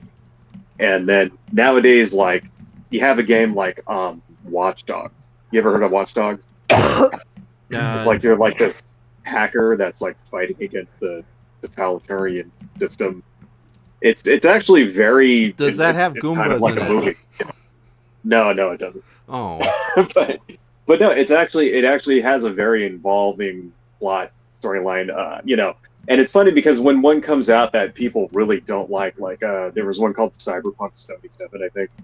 Oh, or something like that. That turned out to be I don't play video games. I don't keep on top of it, but that turned out being you heard of that.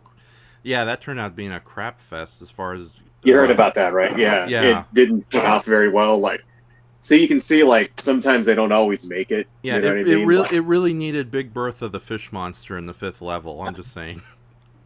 I mean, to be honest, I don't really play, even though I have I have like a PS4. I've played like one video game on it. Like I use it mainly to watch Netflix on. You know what I mean? Like, because I don't really identify with the games that come out nowadays. Like, I kind of still like the stuff I grew up with. Like fucking PlayStation, Super Nintendo, Nintendo 64. You know what I mean? Like I kind of enjoy those just stuff from that era more than what comes out today. And one of the main reasons though is because games today are way too long. Like you'll get a game and you'll be reading and it's like, yeah, this has 700 hours of content. Like, dude, I don't have 700 hours to like play a video game. Like, you know, like it's great when you're in high school and you get home from school and you can play till 4 in the morning and shit on a Saturday, Friday night. I don't have time for that, dude. I have like maybe 3 hours a night, like in between work and then like all the crap I got to do every night. So it's like, do I like want to sit there for the? And so to play something that has like 100 hours is going to take me like 7 months to like finish. Like, dude, I don't have time for this shit. So that's one of the reasons, you know. And then they're also too easy. That's another thing I find. Like games today are like they lead you around by the nose and tell you everything to do, and they just dumbed them. They made them incredibly easy. And I guess in one respect that's fine because then you're just like, I don't want to have to waste time actually trying.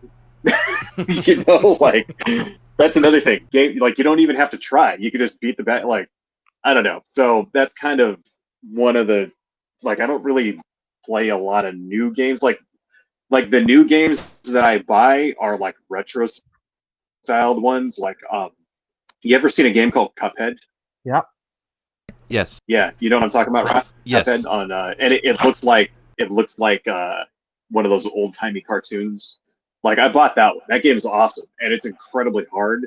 Like I can't beat it. It's so goddamn hard. Like I like stuff like that. I like I still play things like action platformers. You know what I mean? Like Super Mario. That style of game. I like that more than like the immersive third person game that has like a giant world in it and like 7,000 hours of content that you'll be playing for the next 5 years. You know what I mean? Like, I'd rather play like Super Mario, like 3D or something, like or Mario Odyssey. That one was really good. Mario Odyssey was really good. Here's a follow-up question though.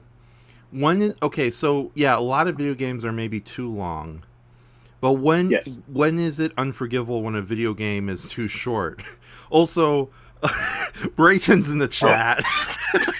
What's up, Brayton? Yeah, and I love his reaction that Miss Blue is on screen, and everyone's going like, Brayton's favorite character from Goji Shay, and then Brayton says, no. So it's cool if games are short if they don't cost too much. So if you get a game on Steam and it's like $10, and you can beat it in 3 hours, I think that's you got what you pay for.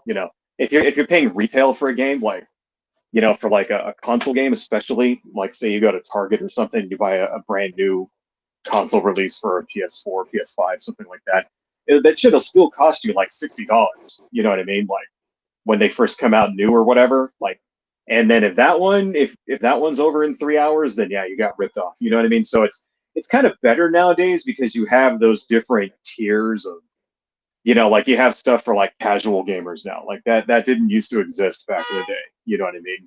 So you can just go on Steam and get like a casual game and just have fun with it, and it'll be like $5 or $10. Like God, what the hell is that game show game where like what's it called? Fall Guys. You ever play that?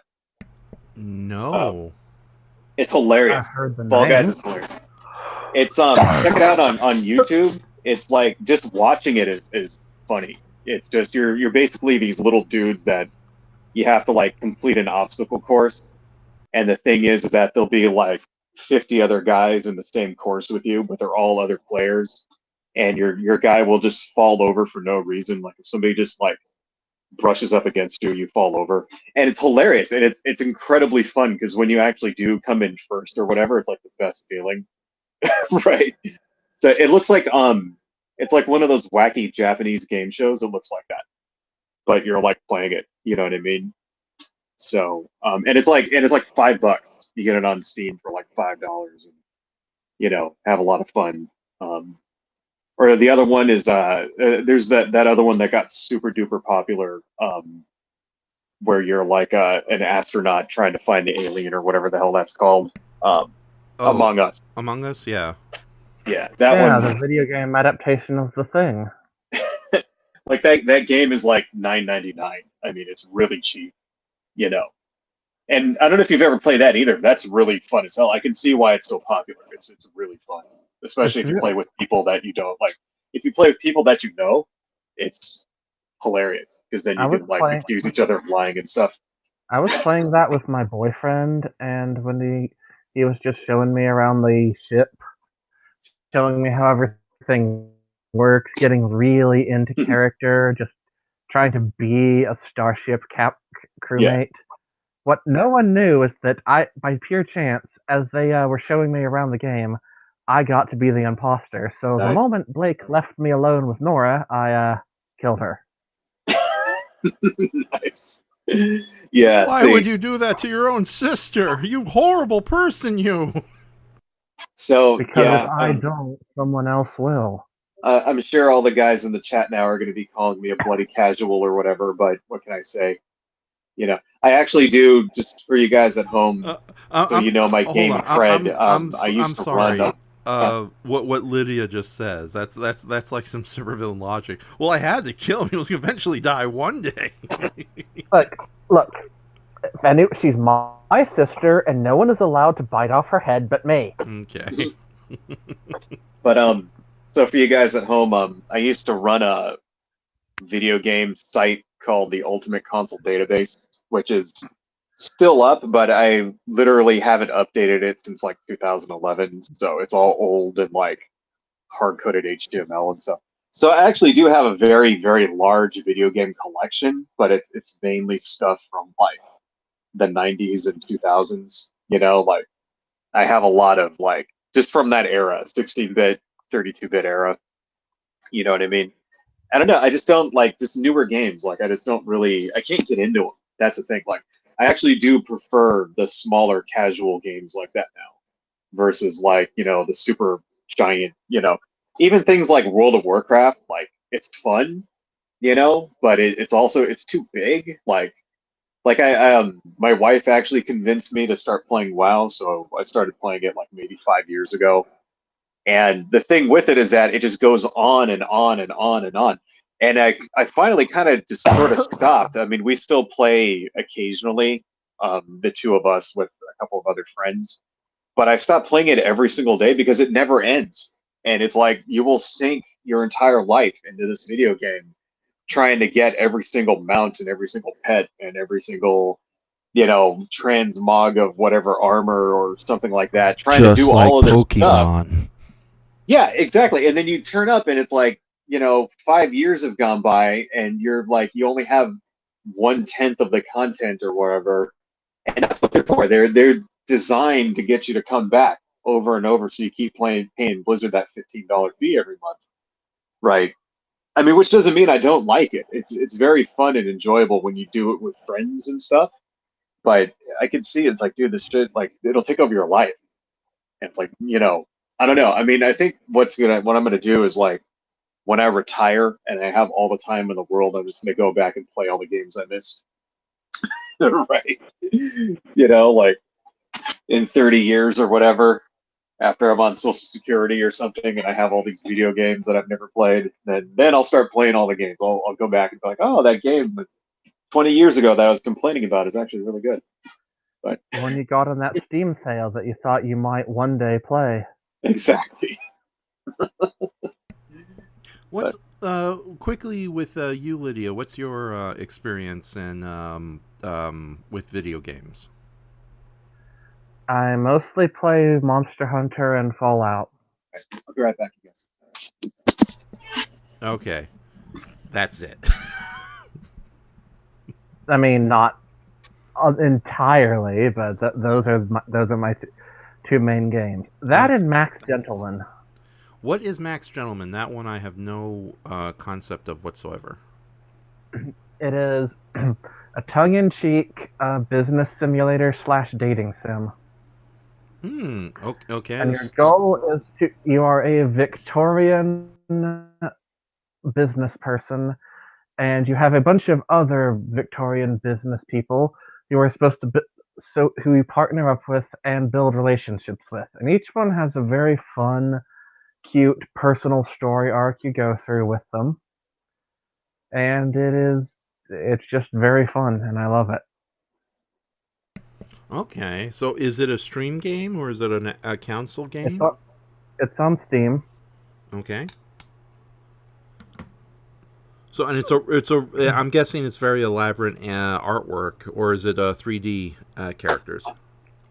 It's 2D. 2D, okay, like a lot of dating sims are.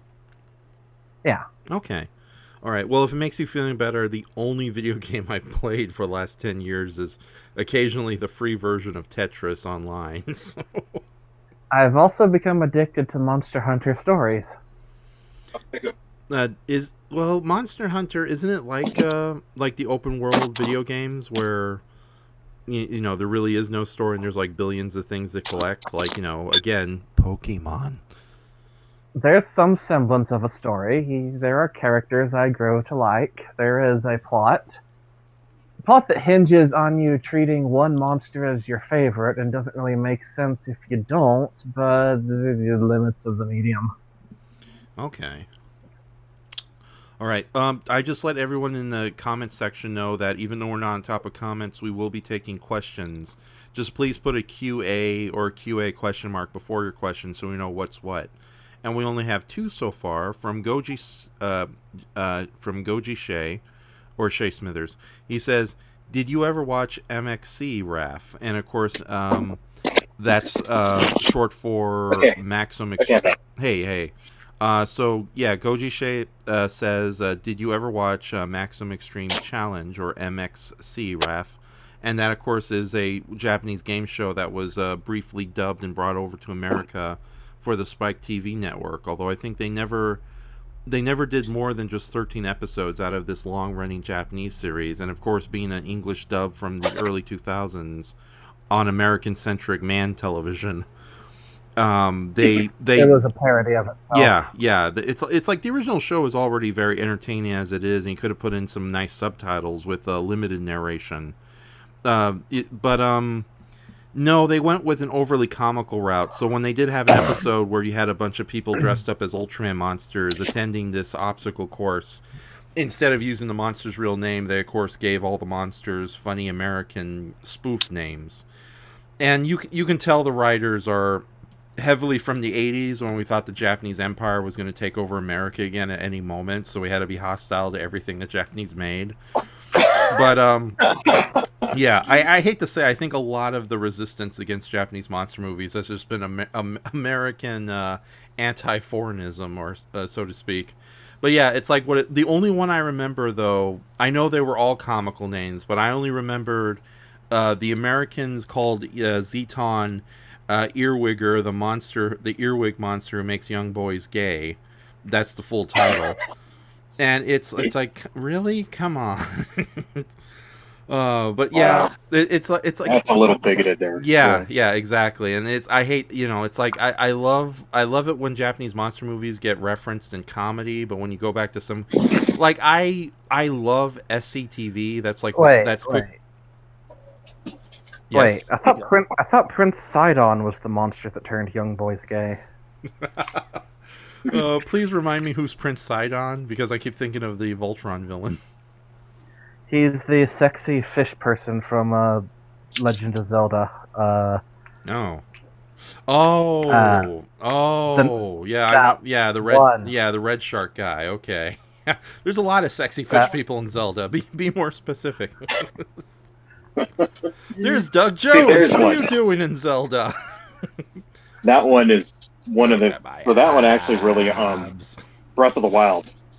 If you haven't played that game, Breath of the Wild is a masterpiece. Mm-hmm. That's the word I was trying to find. Yeah. What, masterpiece? Or Doug Jones saying, "Look at my abs," in a fish voice. Breath of the Wild. Okay. Yeah, that one was absolute. It's like, it looks like a Studio Ghibli movie. I mean, fantastic. And I know, like, I was just going on this big tirade about games that have 900 hours of content or whatever, which that game totally does. But that one, like, it was worth it. Because it was just so well done. Everything, like the cutscenes and even the movement, walking around and finding, like, one thing that Nintendo does really well in their games is that they utilize every space. So there's no dead space in Zelda, right? Everywhere you go, there's something there. So whether or not it's like just a tree that has a fruit that you can pick, or if there's like a Korok seed, or if there's like a puzzle or something, like every single place that you go to, there's like stuff to do. So you know that you're not wasting your time by exploring, right?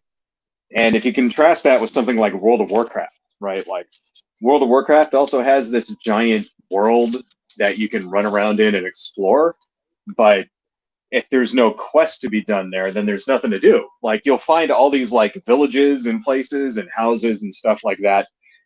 They're all just decoration. You know, it's like it'll be like an elf village and there'll be a house and a drawers, dresser drawers and all that. And like I'm in this elf's bedroom and there's nothing to interact with. There's nothing to do there. There's no. I'm sorry, just out of context, that sentence. I was in elf's bedroom could be used in so many ways. Or I you know was what in I'm an saying? elf's Like bedroom and there were hardly any undergarments to steal. exactly, but you get what I'm saying, right? Like there's just no it's all just stand-in stuff. It's all just decorations. Whereas in Zelda, like you'll go into people's like, you know, like every single area you go to, there's like stuff you can interact with or do or pick up or you know what I mean? And that's what really kind of made it like so much more immersive in my opinion. So that's one that because I know that they're coming out with a sequel to Breath of the Wild here pretty soon, and I'm gonna have to buy that and play it every day for a year. So okay. So, okay, next question we have from Starving Gecko. Do you have any food? I'm a starving gecko. Rimshot. Hi, Zach. Okay. Mark, make a stupid, funny joke. 2 peanuts were walking down the street and one was assaulted. That's not funny. I don't know. I'm not a comedian. Sorry. Right. No, stop. Rimshot machine, stop. Failing. Rimshot machine failing. My Rimshot machine failing. Rimshot machine failing. No! Rimshot machine. Oh no! My rimshot machine! No! What has science done? Oh God! Okay. you were planning that, weren't you? No, he wasn't planning that. Didn't you hear? The rimshot machine failed. Yeah, exactly. I overused it, overheated, and exploded. That rimshot machine cost me 500 yen. Plus interest, that was 48 billion yen. Oh my God. So, all right. So, yeah, next question from Starving Gecko again. What's the guy's last horror films you've seen? Oh, what were the last horror or kaiju films have we seen lately? Exists last night. What is that? What is Exists? I've never heard of it before. A bunch of dudes going into the woods, run over something with their car. They're not really sure what it is. They go to their cabin. They're menaced by a Bigfoot. Turns out it was the Bigfoot's son they hit. Oh. Sounds kind of cool. Yeah, no, there's been a lot of like really crappy horror movies starring Bigfoot monsters, but that one actually sounds like a cool concept. So, although does the Bigfoot win, or is it like that horrible Lockjaw movie where the person who rightfully deserves his revenge ends up getting killed by the crappy teenagers, and the crappy teenagers live at the end? I hate that movie. In Exists, Bigfoot kills some of the people. It's kind of ambiguous. Grabs the last guy, shoves his face into the grave, demands he acknowledge what he did, and then as he does, they just kind of... It's bearing down on him, prepared to kill him, but as the dude just accepts his death, the Bigfoot, I guess, is satisfied that the humans have acknowledged that they've wronged it and just leaves. Mm-hmm. Okay. Wait, let's not get into, well, let's face it, I'm not going to watch the movie anytime soon. I don't mind spoilers. But does the Bigfoot talk, or he just, in a silent kaiju sort of way, intelligently shows them what they did? It's all body language. Okay, all right. No, that actually sounds pretty. Is the creature effects and the special effects pretty good, or is it CGI They bullshit? are very good. Okay. They are very good, Mr. Enshohma. Now I will take a What cigarette smoke. Squatch just has this perfect blend of human and hominid features. Okay, so You know, it's funny you should mention that because the last horror movie I also watched was Bigfoot related. mm-hmm. In fact, it was called, I think, just Bigfoot, and it was from 2012. And it's like, I'm not sure exactly who made it, but it looks like one of those Asylum kind of movies. Oh no! And it's like a King Kong ripoff, and Bigfoot has like long claws. Yeah, you know what I'm talking about. Of course, you would probably know, Ralph. Yeah, it stars the Brady Bunch kid and that crappy shitty kid from the Partridge Family. But yeah, go on. That movie. Yeah. Oh, God. It is pretty horrible. Kind of. It has the same kind of quality as like the Asylum sort of mega shark type movies. You know what I mean? And it was funny. I mean, there were some jokes that actually were kind of funny, but yeah, the effects were awful. The plot was horrible. Yeah. It was worth, it was exactly what I thought it was going to be. Just put it that way. Yeah. So, but I'm kind of a connoisseur of bad movies. I like watching crappy movies. So, it was funny. There actually were some funny jokes in it. So. Yeah, you have a higher tolerance for the Asylum level stupidity than I do. So what can I say? I think I watch movies just based on the cover and what the title is, and I just always have. Sorry, right. I'm a sucker. I'm the guy that ruins it for everybody else. I hate to be that guy, but I am the reason why garbage gets made. Sorry, guys. Somebody has to own up to it, and damn you for I'm proud of who I am. For 80-tailed Shark Attack 3. I'm not going to live in the closet anymore. That shark has a big butt filled with tail. I'm going to be out and proud. I have those, the Shark Attack 3, the one where, like, it fights a tank with legs. What was that movie? That's Super Shark. That was a walking Super tank Shark. for a walking shark. That was the best movie ever. I love that movie. It's so horribly bad. Please tell me, does J.J. Walker survive at the end? Yes. Okay. Yes. He is only really he only really kind of has a cameo in it. He doesn't really have like a starring role. Well, I would gather his appearance would be brief. After all, he is Dynamite.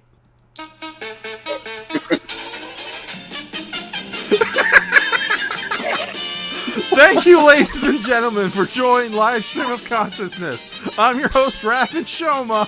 See ya, suckers! Get over here.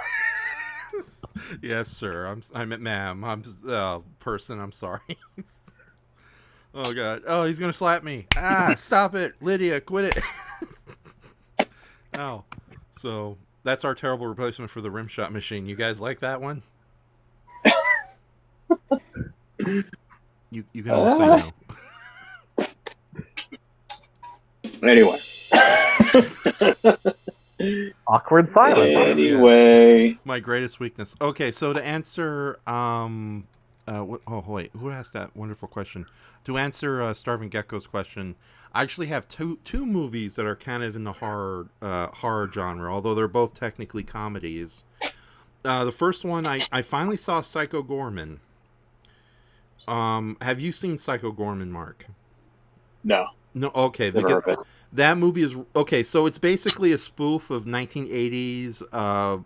Children and family discover magical creature and adopt it, but they replace E.T. or Baby the dinosaur or Harry and the Hendersons with a pure evil, murderous He-Man style or Power Ranger style monster. The titular Psycho Gorman with a member. I like it already.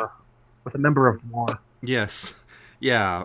Actually, yeah. No, it's funny because I think I would definitely compare the character more like an R-rated He-Man villain, because he's an alien warrior who used to rule his own planet before he was defeated by a group of cybernetic superheroes who are just as ruthless as he is, just a little less so. And it's funny because I didn't want to see the movie because, you know, I heard how gory it gets. But when you actually watch it, it's one of those extremely gory movies that... But it is extremely gory. There's, like, you know, people who get their... Is it Japanese? No, it's American. It was released last year, or back in 2019.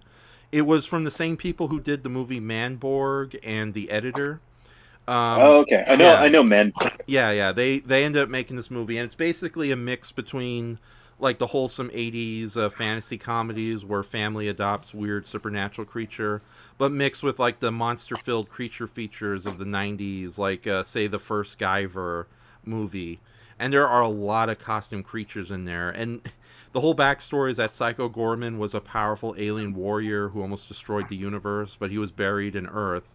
And these two kids, a brother and sister, accidentally find him, along with a jewel that's supposed to control him, and hilarity ensues.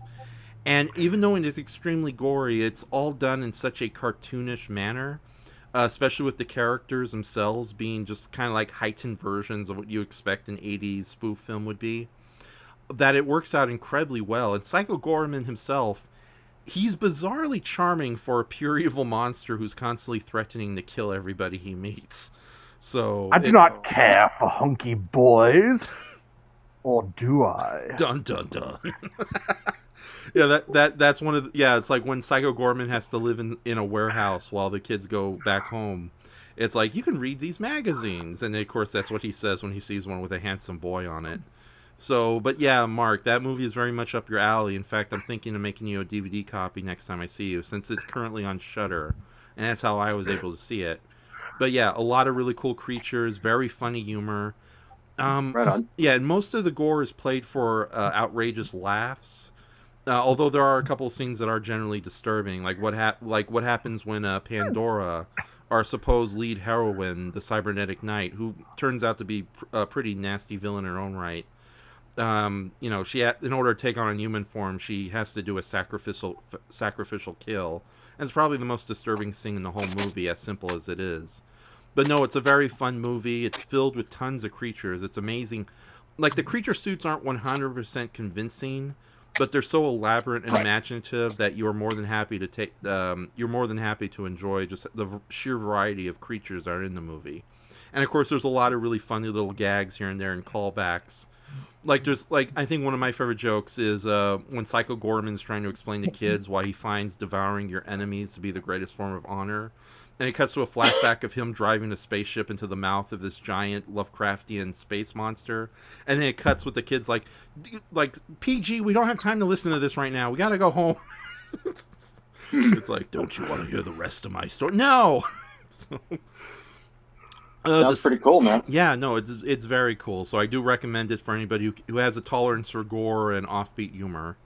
The second movie is a lot more family friendly, despite also being rated R, and it's a movie that sadly kind of came and went with little fanfare when it aired in Britain and then came over to America, and it's kind of a lighthearted spoof on Alfred Hitchcock style thrillers, with the title A Fantastic Fear of Everything. And the story evolves. Simon Pegg plays this author who has recently quit his job doing children's book to do more serious work based on the serial murders of Victorian London. Unfortunately, he suffers from a lot of psychological problems, so the first half of the movie is him in his apartment basically freaking out, thinking that people are trying to get in and kill him.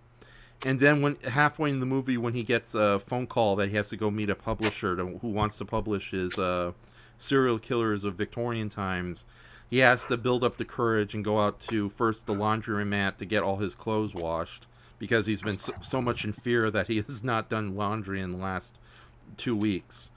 And then the movie just escalates into like a real murder mystery that gets caught in. Thankfully, okay, it's nothing to write home about. It's no Shaun of the Dead. It's no Hot Fuzz, but it's very much in that same kind of charming wheelhouse that Simon Pegg is known for the movies he kind of does. And there's some very memorable scenes and sequences in it, especially the scene where Simon Pegg finally gets the courage to go to the laundromat, and his coping mechanism is gangster rap. So you see this guy carrying this laundry down the dark road as like Ice Cube's most fearsome song plays. But no, it's a very charming little movie. If you go in with low expectations, you'll highly enjoy it. And it's currently free on both Pluto TV and Tubi. Tubi is a completely free service. You can either get online. They do have they do have commercials, but compared to other streaming service with commercial breaks, Tubi at least handles their commercials. You get 4 commercials and then you're back to the movie. It's not like, say, Hulu or Hulu. Sometimes when it goes into its instant commercial breaks, it will get stuck in a program loop and play the same commercial for like 3 hours straight, and you have to reboot the machine. And I think not Crunchyroll, but VRN, that streaming service has a different problem too. So yeah, I know Tubi has commercials, but they're bearable compared to the horrible commercials, especially compared to YouTube, when its commercial breaks will come one after another. It's like, a second a movie, commercial break. 2 seconds a movie, commercial break. But yeah, the movie is called A Fantastic Fear of Everything, so I recommend that alongside with Psycho Gorman. So, okay, so let's see. Let's see what the next question is. Hold on. Oh, okay, hold on. Another one from Goji Shay. It says, Mark, did you ever play any of the Metroid games? That's my favorite Nintendo series. Yes. Yes, I have. Okay. Which, to be honest, I was never really that into them until Metroid Prime came out on GameCube, and I played that and really enjoyed it. And then after that, I went back and played the 8-bit and 16-bit ones. The thing about Metroid is that, there's a lot of exploration, and half the fun is discovering where you need to go next and stuff like that. Which it's really fun, They can take a lot of time, but it makes it like you get a sense of accomplishment once you figure out like which wall to bomb or what area to go through. So it was kind of like and then playing them years later when you have walkthroughs where you get stuck makes it a lot easier than, say, when they first came out and you didn't really have any idea where to go.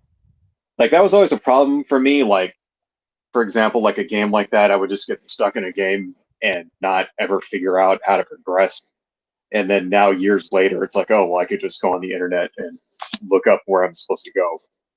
And now I can enjoy it, Although I try not to do that, like, because it's not any fun if you just follow directions. You want to discover the things on your own. You know what I mean? Like, at least to me, that's what makes it fun is actually figuring it out versus just like reading a walkthrough and doing everything that it says. So I only really use walkthroughs and things like that when I absolutely can't figure out what I'm supposed to do next. But anyway, no, but I really like especially like the Metroid Prime like trilogy that was on GameCube. Like, those are some of the best games ever, I think.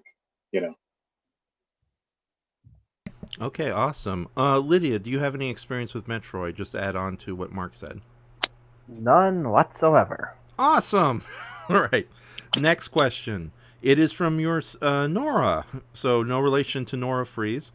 She says, since we're talking about how awful Batman v Superman was earlier, do you guys have any crossover movies you actually like? It's funny. There has Jason versus Freddy. Well, say again. Jason versus Freddy. How come? Sure. How come? Why do you like that movie? Well, it's very it's campy, but not in a bad way, right? So the kills in it, number one, are like beyond. They just have to be seen to be believed.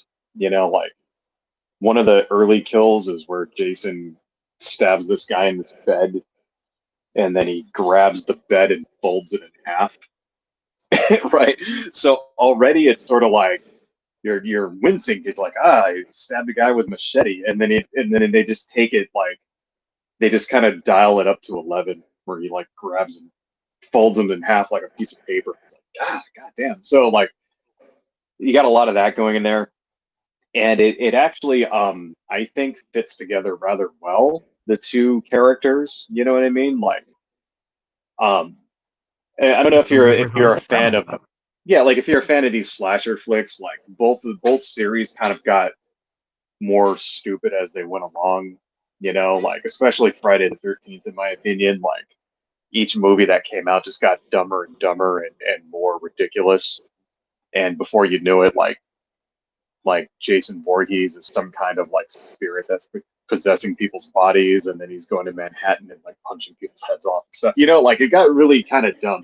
So they kind of capitalize on that silliness, but make it very you know, it's more like it's more like an action movie almost, you know, but still very much in the vein of like a slasher flick, you know. But at the end, when they're fighting at the end, it's like the beginning is like the slasher flick, and then it turns into like a sort of versus like, you know, action movie at the end where the heroes are simultaneously running away from both of them, and they're both trying to kill each other at the same time, you know. And the final fight at the end is actually really good, in my opinion. Jason just dominates it. Yeah, yeah. I mean, there is one little area where he starts to kind of falter a little, but yeah, he wins. I thought that one was really good. And apparently the plan was to cross that over with Hellraiser too, but they couldn't get the rights to Hellraiser or something. There was going to be an end scene where the two of them are still fighting underwater. Then a bunch of chains just shoot out, drag them into a dark space, pin them against a wall. Then Pinhead walks out and calmly asks, "Gentlemen, what seems to be the problem?" Totally. That would have been cool. I don't know. Hellraiser is another series that just got really dumb. The further it went along, each one just got worse and worse. And then the very, very last one they made that was direct to, like, you know, Blu-ray, kind of better. It didn't actually have the same actor in it though, like Doug Bradley or whatever. Didn't redo his role. Then again, like he's pushing 70, so I can see why he didn't want to do it. But it was okay. You know, like the very last one, the one they made before the very last one was like, I think it's called Revelations or something. And that one was made in 2 weeks because they were going to run, like, they had to hang on to the license, so they had to make a movie. So they just like filmed this movie in like 2 weeks, and it looks it. You know, like they spent like all of $395 and a couple of pigeon feathers on this movie, like pretty bad. So I'm hoping one day to get a nice big budget Hellraiser remake or reboot or something. You know, that would be really cool. Lydia, any kind of crossover movies you enjoy? Besides that one, there was Godzilla vs. Kong. Oh, totally. There was, Are you discussing the first Kong of Godzilla vs. Kong or the recent one that just came out? yes. All right. Here's a question in the audience. Remember when Ringu fought the Grudge? I haven't actually seen that. It's on YouTube, that movie. Mm-hmm. Sadako versus whatever his name is, but yeah, from haven't got the chance to watch it yet. Yeah, from what I understand, the movie isn't meant to be taken seriously. It was meant as a big, stupid, dark comedy of the franchise, which is one of the reasons nobody really seems to care or like that movie that much. So, it wasn't that good. No, I don't know. No, it's you know how people think Jason versus Freddy was jumping the shark for both those franchises? I guess. I mean, I really liked it, but yeah, I know a lot of the fans kind of thought it was good. Yeah. Yeah, there's a lot of people in the Japanese horror film community who feel even more extreme towards The Grudge versus Ring. So. Hey, but Freddy vs. Jason didn't have a music video with both of them dancing. Okay, so to briefly answer the crossover movie question, well, first off, there isn't really much in the way of like good crossover movies because Most of them, they're either just kind of corporate marketing tools, like the recent Space Jam movie, which gets a little ugly when it's like it's all Warner Brother properties and they're all magical. Look, there's Malcolm McDowell and his droogs having a good time in the background. You know, that kind of nonsense. Hathila Pew should have been one of the droogs. No, it's bad enough that character's problematic. We don't have to throw in dystopian future roping in there too. Yeah, that movie is kind of one big commercial, totally. Yeah, as opposed to like as bad as the first Space Jam movie is, at least it kind of had it played around with the idea of like crossover media and even referenced things outside of Warner Brothers. That's the same problem I kind of have with Wreck-It Ralph 2, Ralph Breaks the Internet, where that, you know, it's not a... When you do a crossover, you want it to be a cool meeting of all these different characters interacting with each other, not a giant in-your-face commercial for Disney products. With that, that one seemed like they were just there as like cameos. Uh-huh. You know, it's like, oh, Zangief is here, but it's just like played for jokes. Like, yeah, well, that was the first movie. I'm talking about the second movie with the whole Disney princess, Disney corner of the internet. That was in that movie. There's a part where they're like in a bad guy like counseling. Yeah, but that was the first movie, and that was a generally clever little bit. Yeah. No, I thought it was the second movie. Anyway, no, the second movie has the really embarrassing sequence where they go into the internet and it's nothing but the whole movie is almost nothing but commercials. Like there's Google Land and there's Twitter Land and there's the Disneyland, you know, literal Disney internet land. Right. And it's like, there's the princesses and the one from Brave is there. Yeah, it's like she's on the phone or something. Yeah, right. Yeah. No. It's like the first movie though. Yeah, I wish there was more video game interactions with characters from across the video game board, but at the same time, that little sequence with the villain counseling section, that was actually really good because again, it's the characters interacting with each other, and they're not just limited to one company and one company alone, and it's not like overly cutesy, overly positive portrayals of these characters too. They could afford to actually play around with the characters. You know what was a good example of what you're talking about is Who Framed Roger Rabbit. I was going to get to that. That was my first. That was my. Oh, sorry. You damn. I don't mean to be like video game nostalgia kids. Anyways, about my nostalgia with the Looney Tunes and Disney. Anyways, I don't have the Rimshot machine's broken, so I can't do anything. Who Framed Roger Rabbit was a very rare movie to come in at the right time in the right circumstances, where you could have all these different cartoon characters interact with each other and do have like really fun little gags here and there. I especially love the bit where when Eddie Valiant is like at the Toon Bar, or what do they call that place? Nightclub? I don't know, but and then he meets Betty Boop, and it's just two friends interacting, as opposed to it's like, oh, Betty Boop is now owned by Warner Brothers. Look at this. Granted, now that years pass, we know that there was a little bit of copyright pissing contest going on. Hence the reason why whenever there was like a Looney Tune character, they had to be an accompanied Disney character. That's why we couldn't have... they had to have equal screen time, right? Exactly. That's why poor Porky Pig didn't get a chance to end the movie without Tinkerbell coming in and turning everything off.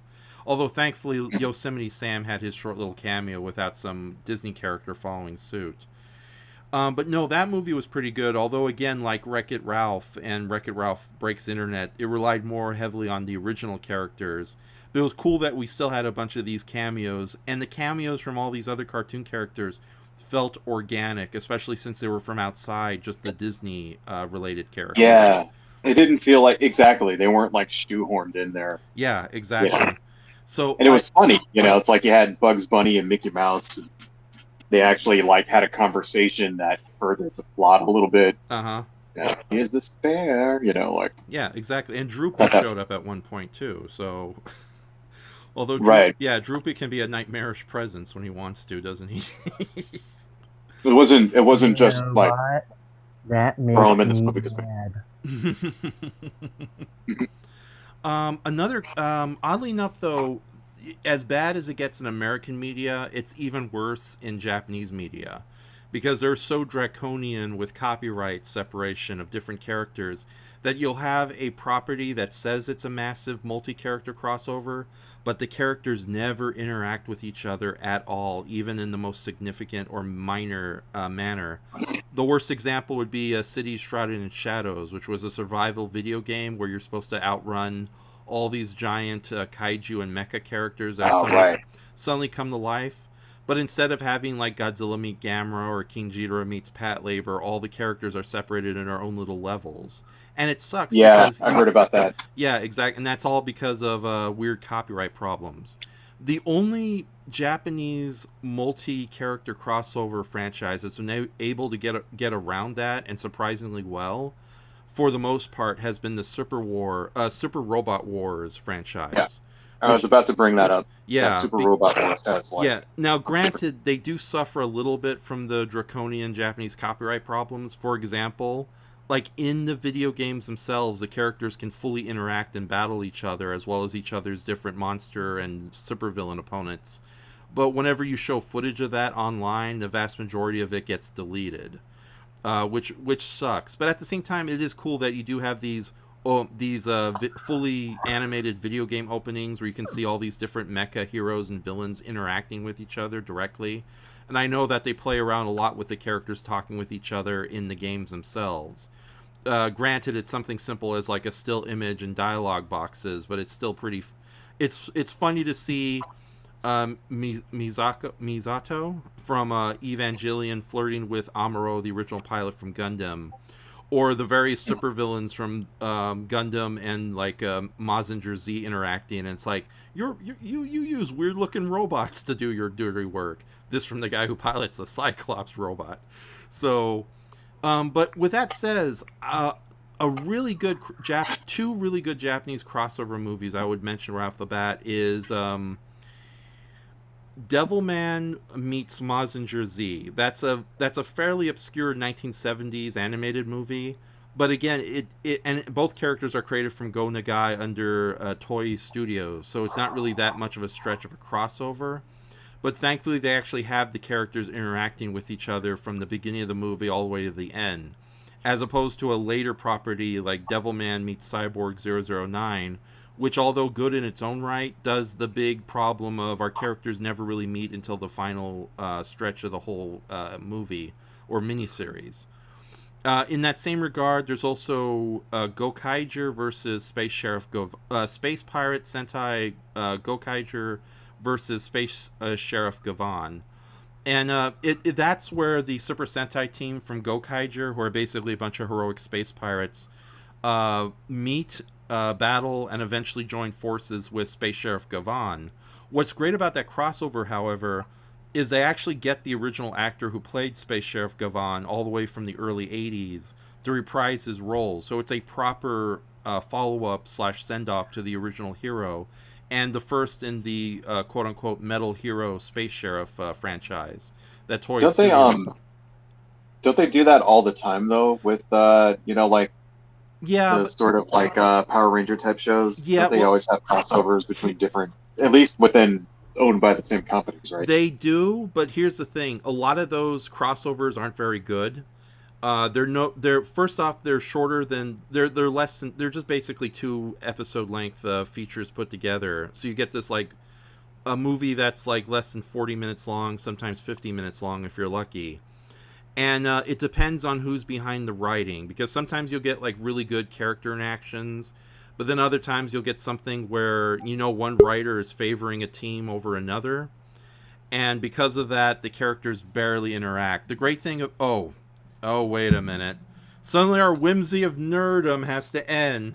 Guess who entered the chat, ladies and gentlemen, to both class it up and to mock us horribly for our choices in life. Ladies and gentlemen, let's bring on our next guest. So, Paint of you! Oh, yeah! Ooh, Martians. Oh, my. These are freakish creatures. Thank you.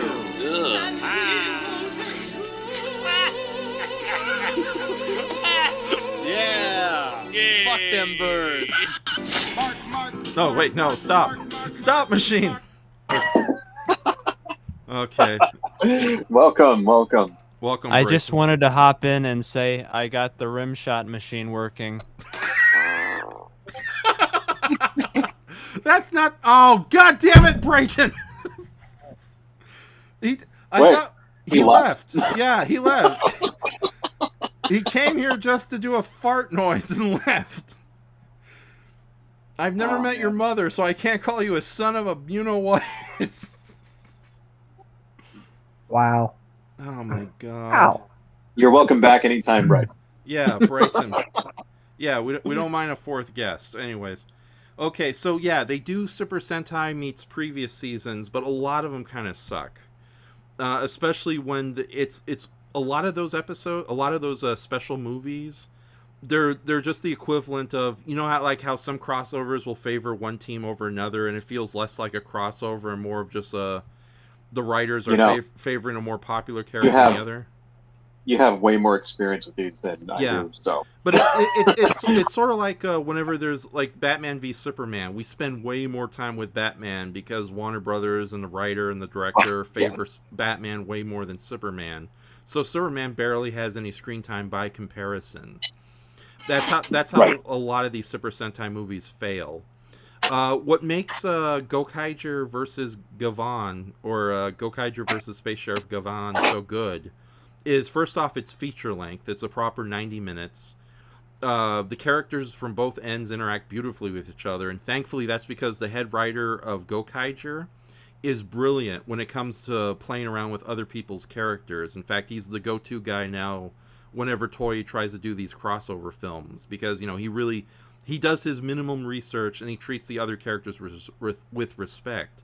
So that's why Space Sheriff Gavan ended up being such a major character in the movie, and with direct ties to the origins of the Gokaiger's main Red Ranger.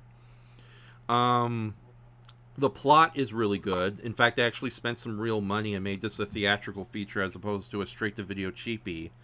And it has a lot of really cool sequences, like especially my favorite part, where our heroes break into an intergalactic prison to save Space Sheriff Gavan from his corrupt leaders. And they come across a prison cell filled with what they assume to be the worst alien criminals in the universe, but it turns out to be a bunch of reformed ex-villain characters from past Super Sentai series. So you get this big segment where all these past not-so-bad guys show up again and do cameo appearances, all played by their original actors and voice actors, depending on who's in a full monster costume, who isn't. So, and it's also one of the few Super Sentai movies that a newbie can easily get into. You just have to know that this is a group of heroic space pirates who meet a heroic space sheriff, and they eventually join forces against a bigger threat. So yeah, I think that's a really good tokusatsu crossover movie. That's pretty much all I got to say there. So, and Brayton, damn you for coming in for that short joke. Oh God. All right, so let's see what other questions we got here. So, what have you been watching lately, like TV-wise? TV watching? Yeah. What's your latest? You know? Oh, you don't want to go over the other questions everyone asks? Well, unless there's other questions. Yeah. Oh, yeah. There's plenty. Unfortunately, Goji, the first one goes to me again. Unfortunately, Shay says, "What are the best Ultraman movies worth seeing in your opinion, Raph?" Well, that's the thing. I'm kind of really biased against what I think is a good Ultraman movie and what isn't a good Ultraman movie, and not only that. Like, my opinions towards Godzilla movies and comic book films, they're the unpopular opinions. But, I think, I would definitely say, I don't know, right off the bat, I'll just pick two of my favorite Ultraman movies that are kind of easy to get into. If you're a fan of Godzilla's Revenge, but wanted to see a really good modern update with some interdimensional nonsense that brings the fictional monsters to the real world to cause mayhem, I would recommend Ultraman Gaia Battle in Hyperspace. It's like Godzilla's Revenge times 11, because it's like this kid meets his fictional heroes, and then, you know, it's a fun little family movie. I'm a real big fan of Ultraman Zero, The Revenge of Belial. It was the second in the Ultraman Zero trilogy, and the best way I can describe it is it's basically Ultraman meets Star Wars. It's a very... Yeah, that one I've actually seen, yeah. Oh, yeah, that one's pretty good. Yeah. It's a very epic movie and it's also kind of a semi-crossover itself, because even all the side heroes who join forces with Ultraman Zero against the titular supervillain Belial, they're all based on non-Ultraman related giant superheroes from past Japanese TV shows. So in a way, it's sort of like a celebration of all these old heroes outside the Ultraman franchise that Tuburai Productions made. And it's also another movie that's kind of easy to get into, as long as you know, oh yeah, it's interdimensional travel. Our heroes going to fight, an intergalactic empire, and I think you're good from there. Ultraman Mebulus versus the Six Ultra Brothers Ultraman Mebulus meets the Six Ultra Brothers is a really good movie. That's where Ultraman Mebulus meets the 6 original Ultraman heroes from the Showa era, complete with the original actors reprising their roles too. A lot of fans hate that one because there isn't much in the way of like proper kaiju in it. Is because all the villains are pretty much aliens, but giant aliens are just as cool as kaiju. If you what about according to Raph? Yes. Oh. I'll take giant monsters, period. I'm not as picky about it like a lot of Godzilla fans are. So, but what were you going to say, Mark? So what would you say to that one that came out in the 70s? What was it? Hanuman versus the 7 Ultra Brothers or No. something? It was made by that company that was trying to steal Ultraman from. Was that the monkey? Was that the one with the Monkey King? Yes. Yeah. That one was. Because I actually have that one. I have a VCD of that I got from years and years ago. Oh my god! Like this bootleg VCD. And it's actually not. I mean, I can't understand it because it's not in English. But just watching the movie, I don't know. It's actually not bad. I mean, I don't know. What's your opinion on that? It's okay as like a weird little colorful oddity, but there's a lot of things about it I don't particularly like. I especially hate the weird Thailand Hays Code need to have religion and supernatural elements win out against science at the end, which was very commonplace of Thai cinema for a long, long time. And some of the comedy elements are just really haphazardly thrown in, along with the tonal shifts. It's like at one moment a kid's getting shot in the face, next moment 2 virtually mentally handicapped Science Patrol members are trying to fix a car, and poorly. But with that says, it is an interesting oddity, and it's worth watching if you have a tolerance for such silliness. I like how the hero steps on people and like kills them. Of course, you see that a lot. You don't really see that in a lot of times. Let's not forget the part where he grabs a guy and squishes him, and blood oozes out between his fingers. Exactly. I mean, he shot a kid. He deserves it, but still, like, yikes, dude. Yeah.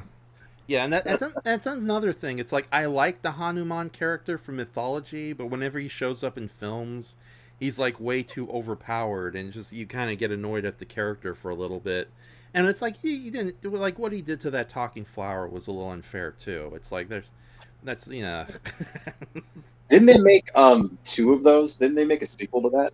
Well, technically, Chayo Productions and its agreement with Ultraman, Tuburai Productions, they did do a sequel, but had nothing to do with Ultraman. It was Jumborg Ace meets the Giant, where Jumborg Ace, who's a transforming airplane that turns into a giant robot, joins forces with Theatan, which is Choi's Productions version of Daimajin, a walking statue who battles other monsters. I've heard that movie is a lot better because, first off, the characters aren't OP, and it's really more of a straight-faced affair following the Jumborg Ace character. But I've yet to see that one. And by the way, there are subtitled versions of Hanuman and the 6 Ultra Brothers online, especially on YouTube, so you might be able to find them. Oh, it's on YouTube? Yeah. I did not. But look around, because there's the Japanese version, which is very high quality, and then there's the Thai version, which is in very less quality. Unfortunately, Choi Productions, which turned out to be the terrible con artists that they were, they wanted to do a crossover movie with the Kamen Riders, but Toei Productions told them no, you can't. So illegally, and they decided just to go ahead and make their own Kamen Rider meets Hanuman movie. But because there was no Japanese side of the production helping with the tonal shifts, it's pure Chayo production. So the character suits look horrible. A lot of stock footage from the Kamen Rider shows are haphazardly put into the movie. And there's a lot of really nasty violence and nasty sequences. Like there's a scene where a woman...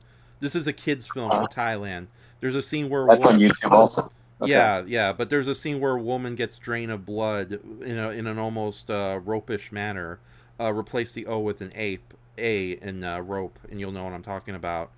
And of course, there's a lot of really horrible acting and character choices. So her brother, who is watching this horrible thing happen, doesn't really bat an eye at what just happened. Her sister just got brutally murdered before him. And then, there's like straight up nudity in this. I'm seeing it on YouTube right now. There's like boobies in this. Yeah. So and there's probably needless to say, Toei Productions got really pissed off and sued Toei Productions. That movie was more or less went into copyright hell. I'm watching it in another window. There's scenes of people being boiled alive. Yeah. It's like they're in hell or something. Yeah, Choi Productions of Thailand, they have a really nasty habit of making these kids films and then throwing extreme gore, nudity, roping sequences. Again, replace the O with an A. And even like, what is it? They did a family movie called The Magic Lizard, where at one point the camera focuses on defecating animals for 5 minutes. So, yeah, I'm not a big fan of Choi Productions, and this was even before they tried stealing Ultraman for like a good decade.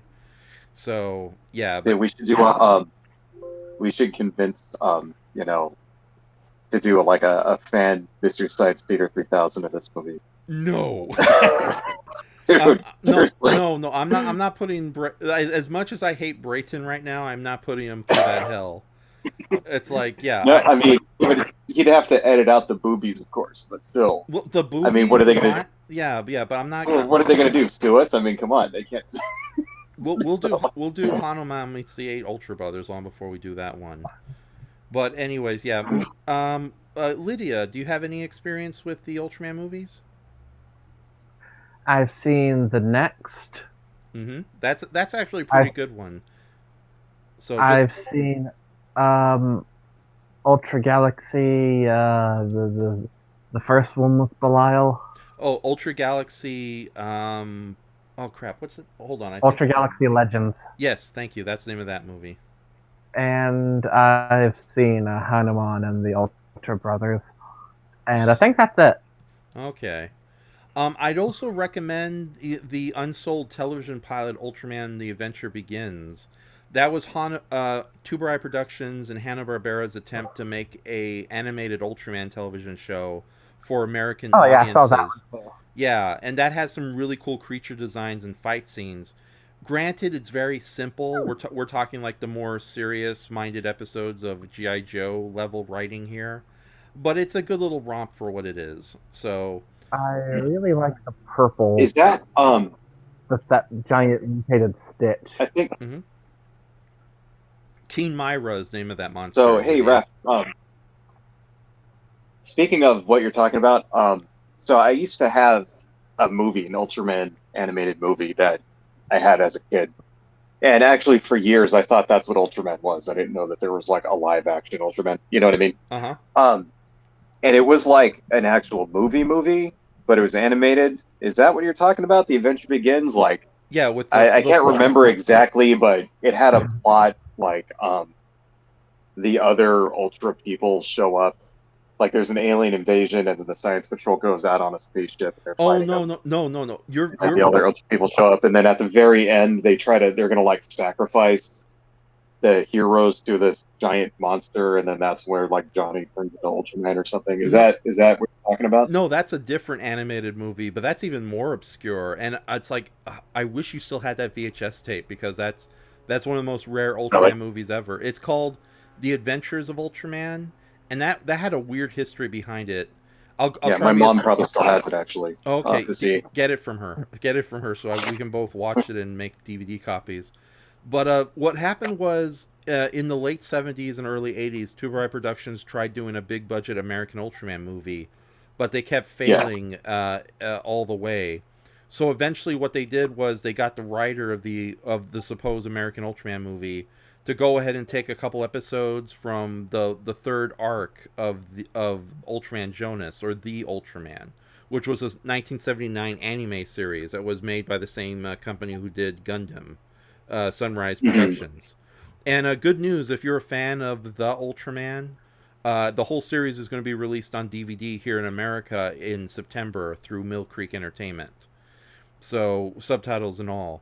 But yeah, they took a bunch of the episodes from the third act of that whole series, which was the Science Patrol Goes in Outer Space, the Battle of the Heller Empire, which is basically the Empire from Star Wars, but if they were Ultraman villains. And of course they gave it a whole subplot with a romantic subplot and stitched.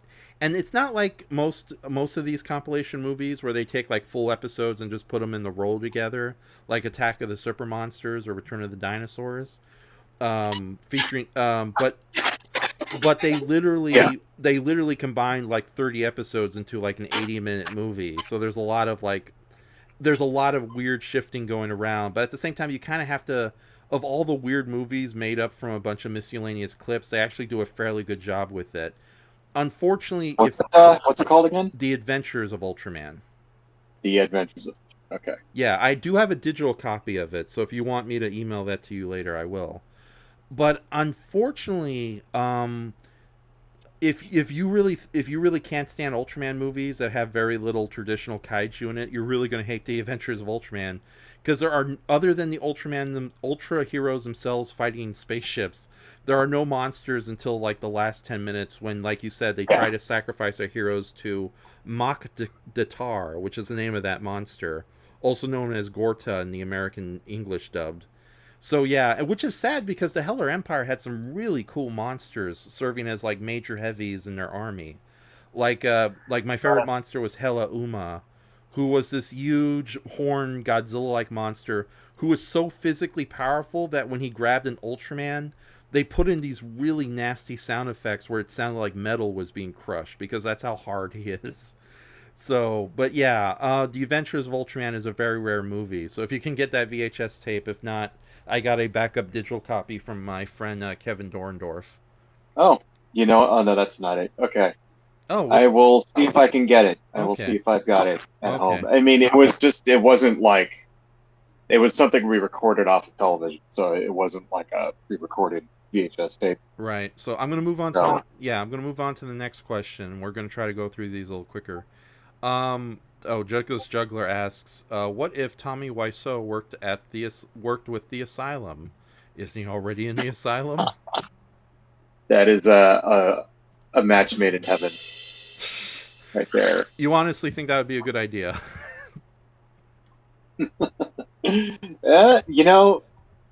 Very few people are born every generation with a true vision. Uh-huh. I think Tommy Wiseau is one of them. Right. You get Benjamin Franklin, Nikola Tesla, maybe Thomas Edison, and Tommy Wiseau, who's right up there. Right. One day, 100 years from now, he's going to be like on a dollar bill. Yes. So, okay. Next, Lydia, do you think Tommy Wiseau and the Asylum should join forces, or is that an evil best left untouched? I'm still waiting for Tommy Wiseau to get that role as the Joker. We live in a society. Oh, hi, Batman. How's your sex life? DC won't let me give Catwoman head. I did not. I did not blow up the bridge. I did not. Oh, hi, Riddler. Yeah. Oh, hi, Bat. Yeah. Yeah, so, by the way, Brayton, screw you. All right, Shay asks, Raph, Lydia, and Mark, if you're Doctor Who fans, do you think the show's going to come out of its slump with producer Chibnall leaving? Or is there any actor you'd like to see play the 14th Doctor? I think this is up to you, Raph. Okay. I'm not I qualified haven't to talk about actually this. kept up with Doctor Who ever since, what was it, season 7, 8?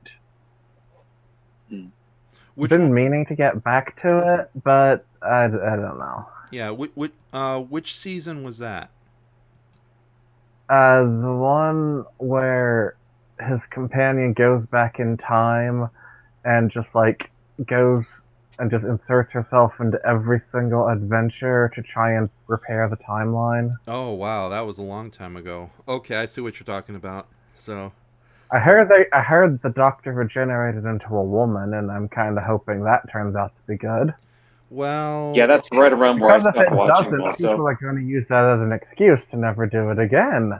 yeah. Unfortunately, That's that's been the last 2 seasons of Doctor Who in the last 3 years because the BBC likes to give Doctor Who a year-long break. And unfortunately, okay, there's never. I'm going to say this out loud. I'm going to try to keep it short. There has never been a bad actor who's played the Doctor. Whenever every actor has done a good job with the Doctor, including oh crap, what's the name of the current actress who plays the Doctor? God damn, I had her name yesterday. Jodie Whittaker. Right. Yeah, Jodie Whittaker, she does a good job with the character. Unfortunately, as with a lot of Doctor Who, when you have a crappy producer, a crappy head staff writer, and a bunch of really crappy scripts affected further by their decision, it reflects badly on the Doctor themselves. With that said, Chris Chibnall has been doing, in my opinion, a pretty terrible job with Doctor Who, because it's really overly melodramatic in all the wrong ways. It's like, for example, it doesn't matter what the plot is or who or what they're fighting. The story will always end in the 3rd act discussing how evil human beings truly are. Even to the point where it becomes very woolly morality going on. Like, usually in a Doctor... Like, for example, in a Doctor Who story, when the Doctor sees a corrupt corporate system or a corrupt tyranny or a corrupt government, not counting all the alien invaders and monsters who are out to destroy the world, he will do everything in his power to either fix the situation or free the people from the current power struggle. And unfortunately, they did a whole episode that was a whole commentary on... hold on. Damn it. Speaking of terrible Doctor Who characters. What do you want, Brayton? I came back to apologize Wait. for the fart noise. Okay. I came back with the real Rimshot fixed. No. Wait, are you going to be here? There you go. Are you going to stay or are you going to go? Shall I stay or shall I go? I want you to stay. If only you'd let me know. Please stay. We like you, and we don't want to leave Miss Blue holding the lame sign for the rest of the night. All right. Okay. She goes away. All right. So, speaking of that, that's right around when I stopped watching it because it used to be on Amazon Prime. Yeah. And then they took it off of that right when the female Doctor came, so I actually haven't seen any of those episodes yet. I mean, which I kind of want to watch them. Yeah. I've been going back and watching early Doctor Who, like from the 60s, So kind of getting into those. So is Brayton here. Yeah, kind of getting into the early stuff and just sort of because I've always heard of it, but I've never actually seen any of those old shows. So yeah, they're okay. Mm-hmm. They're a different animal. I mean, I do still prefer the newer seasons. Obviously, they're just, but they're kind of not even in the same.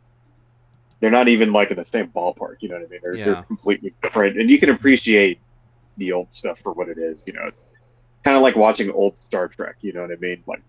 It's campy. There's the backgrounds are made out of cardboard, but you kind of get into it. Yeah. So it's not like I haven't. I mean, I want to see the newer episodes. I just don't want to pay BBC for yet another streaming thing in order to watch it. I'm hoping one day they show up on Netflix again, or maybe on Amazon again.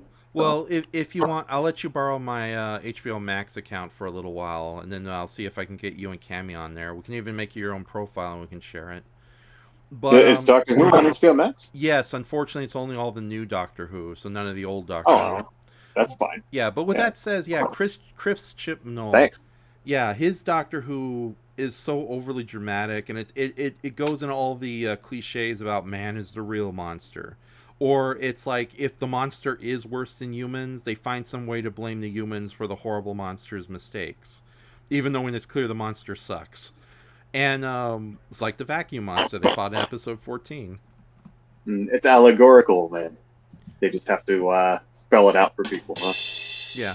No, it's not allegorical. It's outright. It's literally like people looking at the camera and saying, "Man is the real monster." It's like, oh, it's an unfortunate truth. Therefore, it's allegorical. How dare you? Didn't you just have a little Rimshot thing? Yes, there it is. Oh yeah, here you go. Just saying, perfect spot for that.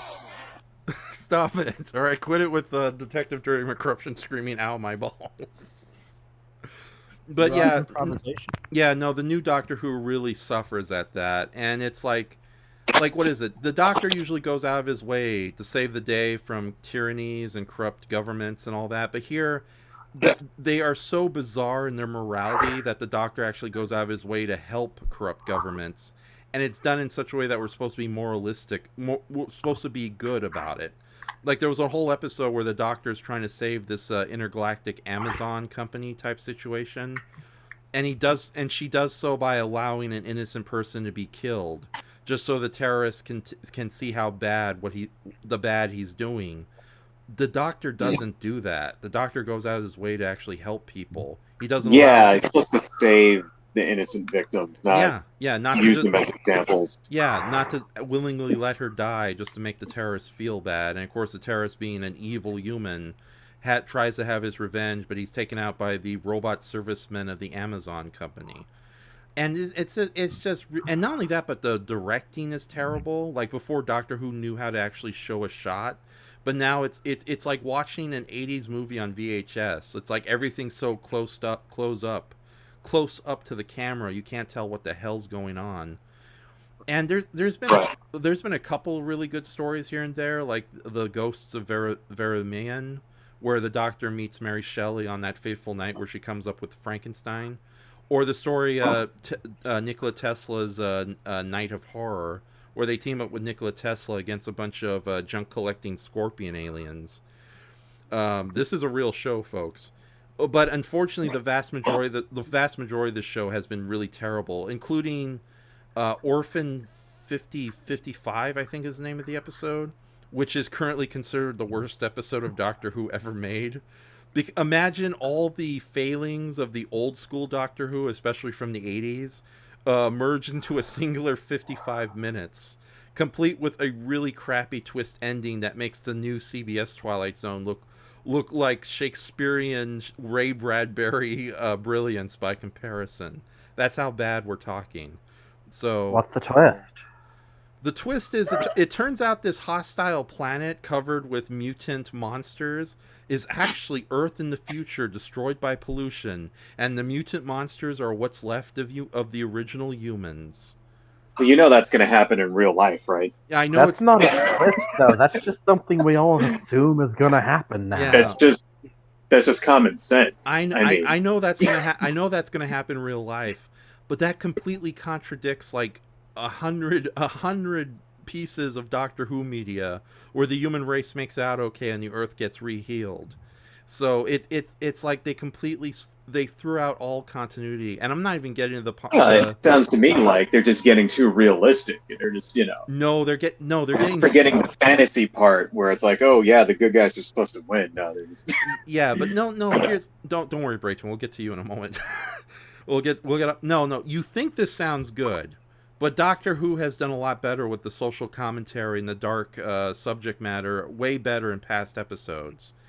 And I'm being facetious. I know you're being facetious, but I know there's fans who are going to listen to this in the future who are going to be like the same kind of people who you tell them a Star Wars movie would be better if it was just a bunch of new characters taking over the old ones, and it didn't have George Lucas's involvement, and they would all be like, that sounds actually really cool. I want to see that movie. And then they get that movie and they all bitch about it. That's basically what Doctor Who has become. But yeah, it's really.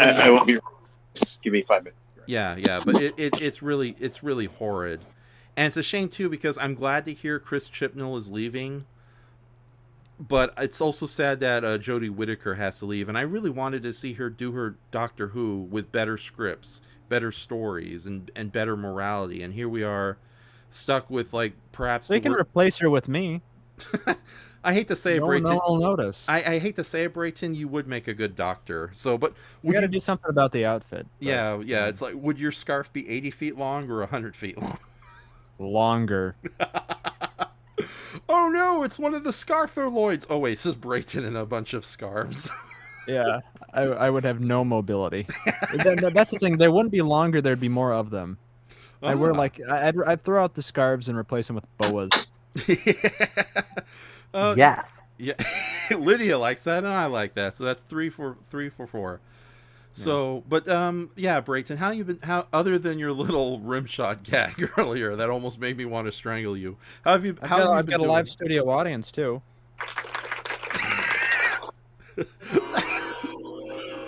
That one's for you, Raph. What was that? Booze. Oh. So why did the monkey fall out of the tree? Because he was dead. Thank you. I'm here all night, whether you want it or not. You paid $50 for the beer charge. Based on true story. Anyways, so yeah, Brayton, how you been doing lately? I've been doing okay lately. I'm covered in dry paint. Oh, that should probably be washed off. Were you working on props recently? I was. Oh. I've told you this. Yes. No. Well, yes. For everyone else's information, I was working on a prop a couple hours ago. Yes, a giant A that will fly through space. Mm-hmm. Okay. So, and Lydia's here. You remember? I don't think. Have you ever been on a show with Lydia? Yes, 2 shows with Lydia. Okay. Oh, maybe 1. I can't remember. Yeah. Okay. We've done so many of these things. Yeah. I have. What's funny is I'm going back to old episodes. I'm putting timestamps so I know what's going on and who's going on. That's mostly you. Yeah. You do go on. I sure do. Oh damn! Rimshots aren't working. There we go. Okay. Yeah, the Rimshot machine is working again for now. Might blow up again. I'll be here to fix it. Yeah, so, but yeah, as far as, just to get off the question, I can't think of any actors I'd like to see replace Jodie Whittaker. I wish they would just keep Jodie Whittaker for a little bit longer and see how she does with a completely different writing staff. But yeah, the current Doctor Who is as terrible as CBS's recent revival of The Twilight Zone. A bunch of really... I don't mind ham-fisted morality. Okay, but I didn't know that was bad. I thought it was good. Really? I haven't actually seen it yet, but I thought everyone was really optimistic.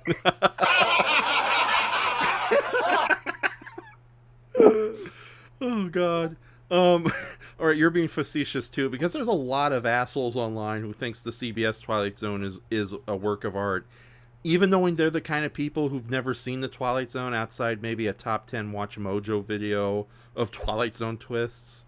And I don't know. It's like we were going to have Jesse on board tonight, but unfortunately he couldn't make it.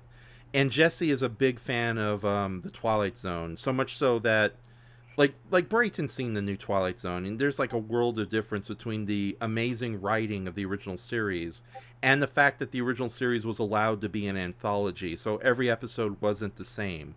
Not every episode had to end on a dark, world-shattering twist ending. Some stories could end on a downer note, some stories could end on an optimistic, happy note. But it was an anthology. It gave you a variety of stories, and they weren't all the same. As opposed to something happened in the 90s when anthology series went from a variety of different stories, moods, and ideas to just the ideas, moods, and stories are just the window dressing to the same plot over and over and over again. Like, I know some people love the 90s Outer Limits series, but you can pretty much tell what happens. A good guy stumbles upon something mysterious, supposedly stops something mysterious shows up in the last 5 minutes and kills him or her. So it's like, That's not always how it goes. Remember when the alien turned out that all it needed was to experience love? didn't it turn out with the, oh god, which one was that? There was like 3 of them. It was the alien that possessed someone, and then it kept absorbing people who came onto it, but it didn't absorb the person who loved its host because it needed love to metamorphose into a giant energy moth. I don't even remember that one. You sure Sounds enough? like Wait, the backstory of this what do you- live stream series. What are you guys talking about again? Uh, Sorry. Just the crappy I writing, missed the crappy that. writing in most modern science fiction, especially when it comes to anthology series. Like comparing new Doctor Who is just as horribly written as the now recently canceled CBS Twilight Zone revival.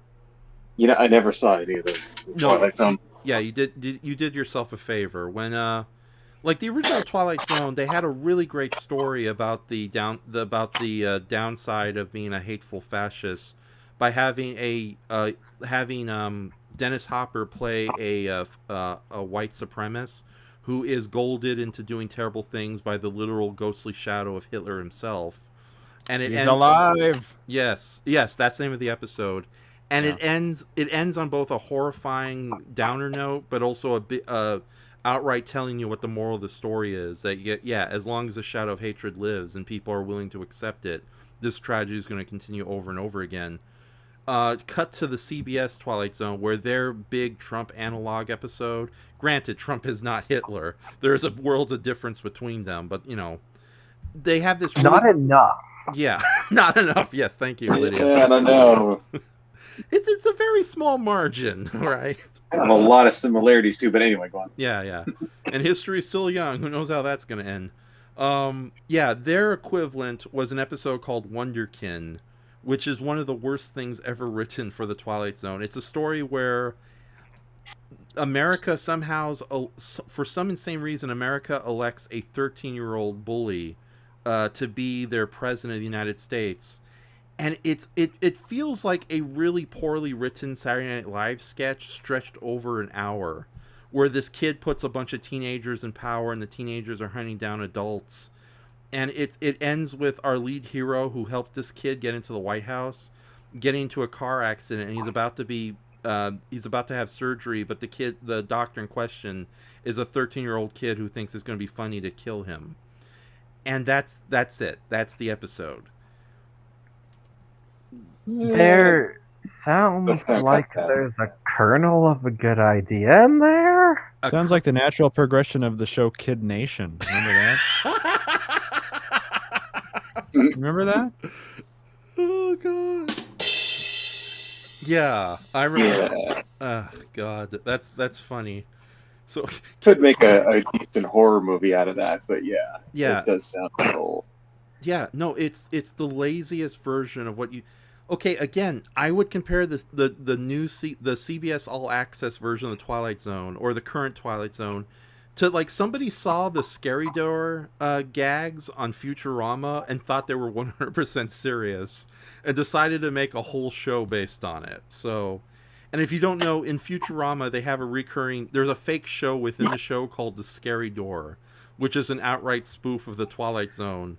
And it's like one brief episode of the Scary Door was a mad scientist is putting like all the most dangerous animals into a singular vat. It's like, I shall create the most evil creature the world has ever seen, using a crocodile, a shark, a mad gorilla, a bear. And then when it's all done and all the animals are mixed, he opens it and like a naked guy comes out. It's like, behold, the most evil monster is man. Dun dun dun. No, it's not even. There's not even that much pageantry. It's the guy just walks out and boldly proclaims, "Turns out it's man." and that's the episode of the Scary Door. It ends, and of course Fry and Bender are like, their minds are blown. In the end, it wasn't guns or bombs that defeated the aliens, but that humblest of all God's creatures, the Tyrannosaurus Rex. That was a good episode of the Scary Door, but it doesn't change the fact that the Twilight Zone now sucks. And to be fair, the original Twilight Zone had this embarrassment of riches of like some of the greatest writers American fiction ever gave us, and not just the short story writers like Richard Matheson and Ray Bradbury before Stephanie Meyer. Stephanie Myers, yes. I'm yeah, kidding, those are Raph. some of I'm kidding. That's the Oh author of fuck! Twilight. Yeah, that's the 50 Shades of whatever woman. No, that those are was some of the not. best TV like ever. Meyer made. did not do 50 Shades. 50 Shades was Twilight fan Okay. fiction. That's right. Okay. Yeah, but no. There was a I lot. liked how you agreed with me though, I thought you're a Twilight Zone fan. I thought you and you had were a so better- enthusiastic about it too. Oh my God, Stephanie Meyer, yes. I Richard Matheson, George Clayton Johnson. Yeah. Okay. Go on. Keep saying the. And the gang. Yeah, and Rod Serling himself. And we're not Yes. just talking short story science fiction writers. We're also talking about writers of like short magazine stories, and also writers for like really good programs and play of the day style programming back then. Cut to the day where the television writers are like Robert Orkey or idiots like that who will do a good job with their own original fiction, but if they're given an assignment to something they don't fully understand or care about, you can see it in the writing. And Wonderkin, for example, was written by an ex-Saturday Night Live writer. And not good Saturday Night Live, we're talking recent Saturday Night Live. The kind of thing where a courtroom sketch will open up about people arguing about race politics. And you think, oh, wow, this is going to be an insightful social commentary sketch. And then it just turns to everybody doing fart noises for 5 minutes straight. Brayton, don't you dare. Aw. You can if you want. You get one. Fart noises are funny, Raph. Not when I want my... You guys are ganging up on me. Submitted for your No, approval. I totally understand. I mean, early Twilight Zone back then. I mean, that's some of the best TV ever made. Yeah. Was from that show. Yeah. For sure. Yeah, and it was an honest to goodness anthology. You didn't know what you were going to get. Not every episode ended on a dark twist ending. Although, getting back to Stephanie Meyer, I did enjoy her episode where the young teenage girl fell in love with a gremlin on the airplane wing. Right. Nothing? Okay. There we go.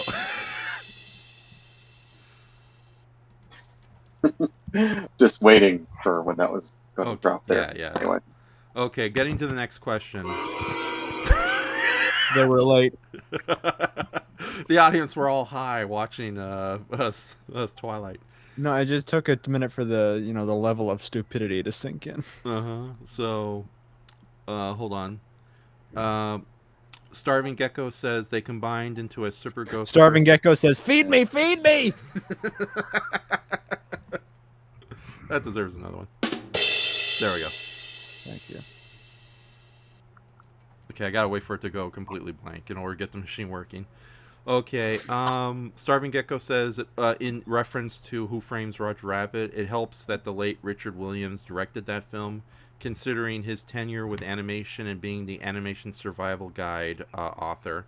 That is true. It's a shame, though, that Richard Williams didn't get more standalone movies where he was a full-on director outside the somewhat incompleted the Thief and the Cobbler, as well as the greatly forgotten Raggedy Ann movie from the late 70s. Okay. So, I remember that one. Mm-hmm. I saw like a YouTube video on the Thief and the Cobbler. I've never actually seen the movie though, but so that's the one where it took like 25 years for them to finish that or whatever, something like that, right? Yeah, the sad thing was it started Richard Williams started making that movie in the 60s independently too. Right. But it kept going on and off again, and sadly one of the reasons is that Richard Williams himself was a perfectionist, so he constantly kept redoing the movie over and over and over again. And then not only that, but trying to find funds for it was ridiculous. In fact, by the time eventually the movie got taken out of his hands and was completed with a completion funds from British Cinema, and then sadly it got bought up by Harvey Weinstein's company, and Weinstein himself, in a desperate attempt to mimic the success of Aladdin, threw in a bunch of musical numbers and edited down the film heavily. Now, and Donald Pleasance and Vincent Price were long dead. Yes, that's another thing. The movie was in development hell for so long that 2 of its stars were long dead. And even worse, they decided to throw in like needless comical narrations from Matthew Broderick and oh darn it, what's the name of that actor from A Mad Mad World, the truck driver who destroys the gas station with his bare hands? Jonathan Winters. Jonathan Winters. And I love Jonathan Winters, but him and Matthew Broderick are greatly miscast as two characters who were supposed to be 99% silent in the movie, as the titular thief and the cobbler. The good news is, though, that a lot of people who worked on the movie saved a lot of the abandoned animation and storyboards, and they made something called The Thief and the Cobbler, the Recobbled Cut, which you're probably familiar with, Mark. Where this is all new to me. So. Yeah, it's kind of a I don't want to call it a fan edit. It's more like an employee edit of Richard Williams' incompleted movie, where they saved a bunch of elements and put it together and feature a more true to the original idea that Richard Williams had. And it's actually pretty good in its own right. But yeah, I think it's one of those movies where, because it's incompleted and because the recobbled cut is, basically a mix between animatics, deleted scenes, and the main movie itself, it's more interesting to animation buffs than it is an actual good movie. And yet there are some really amazing sequences in it, especially one scene where a massive army of monstrous soldiers is taken down by, of all things, a little tack, and it just creates a weird chain reaction that just starts destroying things here and there. So I recommend. I've seen that. Yeah, I'd recommend it, but at the same, with the caveat that you're looking at an incompleted rough cut mixed with finished footage. So, okay, moving. Kind of like Rise of Skywalker. You can stomach that. You can stomach this. Yeah, totally. Rise of Skywalker wasn't completed. I didn't notice. Rise of Skywalker, aka Fall of Kennedy. Oh, so. My Rimshot machine almost stopped there. Okay. I thought it was Rise of the Skywalker. What? Is it The Rise of Skywalker or just Rise of Skywalker or Rise of the Skywalker? I think it's just Texas Rise of Ranger. Skywalker. It's definitely The Rise of the Skywalker. Mm-hmm. Wow. Okay. Part of the famed The Star Wars anthology. We got to separate from the Star Wars, so we're going to call it the Star Wars. The Wars. Yeah. And then, the Star the Wars. Yeah, and then when we reboot it, we're just going to call it Star Wars, no blank, it's one word. Midnight, the stars, the wars. Close up on a picture of George Lucas surrounded by his employees. Right. Poor. I hope. I honestly feel sorry for George Lucas. I hope he's doing okay. He's I think he's doing pretty okay. Yeah. Yeah, right. $4 billion. How he's doing? No, the guy's sleeping on $100 bills every night. Yeah, he's doing fine. I know, but to watch his baby get taken away by white slavers, his words, not mine. I'd leave 1 million babies at a fire station. Hey, he took the money. He's got nothing there. He was already rich. See, here's the thing. Okay, it's not like he was poor and then broke big, and then they took his vision and ruined it. It's not like that at all. He was already a super multi-millionaire, and now he's a multi-billionaire. Not to mention, he was a rich kid too. He's got no room to complain because his ass could go out tomorrow, make another movie if he felt like it, have 100% control and finance it all himself. If he wanted to. Hot rods before he got into filmmaking. Exactly. He could make he could make his own another movie just like Star Wars now, and it would just be from the creator of Star Wars, and everybody would go see it. So I'm not crying for George Lucas. He took the cash. I know, but it's all that creative freedom taken away by Disney, and then Disney completely dropping the ball in the most embarrassing, simple, corporate-minded, dumb way imaginable. What do you think was going to happen? I mean, seriously. Well, okay. To be fair, though, when you hire J.J. Abrams, of course, there's not going to be a plot, an idea, or any concept of where you're going. I really did think, though, he would have done better just seeing how they handled, Marvel, for example. Mm-hmm. It's dude, you guys already have the formula. Just do the same formula, but with Star Wars, make movies that are halfway decent. and people will come see them. That's all you got to do. Yeah, and not only that, but it's like as much as I love the Mandalorian, there has been an over exposure of Star Wars. Like Star Wars was that special thing that only came out once every couple of years.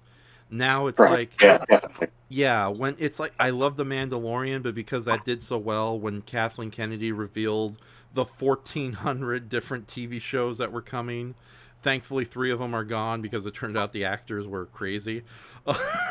It's like my heart sank. It's like, oh no, Star Wars has become no better than every other Disney property. Porkins has got his own series. He's got a weight loss drama series, reality show. You know, I am kind of excited to see the Boba Fett spinoff.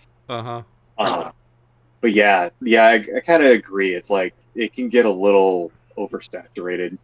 Yeah, like for example, the Bad Batch, show, aka Green Mandalorian. Green Mandalorian's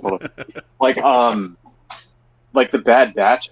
I've heard good things about it, but I just haven't really been motivated to see it yet. You know, it starts off really rough. It's very much in like a simplistic kid show mode, but then like a good 6 episodes in, it actually gets really good, and the characters actually end up becoming surprisingly endearing. So, but yeah, those first 5 episodes are pretty rough.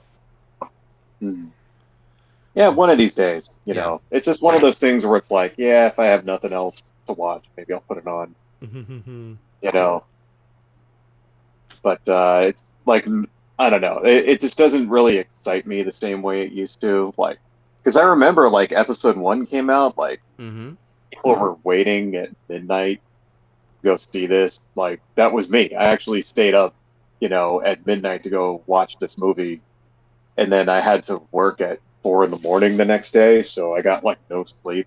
Oh my goodness! And it was like worth it. And even though like, you know, episode 1 kind of stank, like even when we were watching it, people kind of realized, this is not that good. People it was were still waiting at fun. midnight, and people were weeping at 2:30.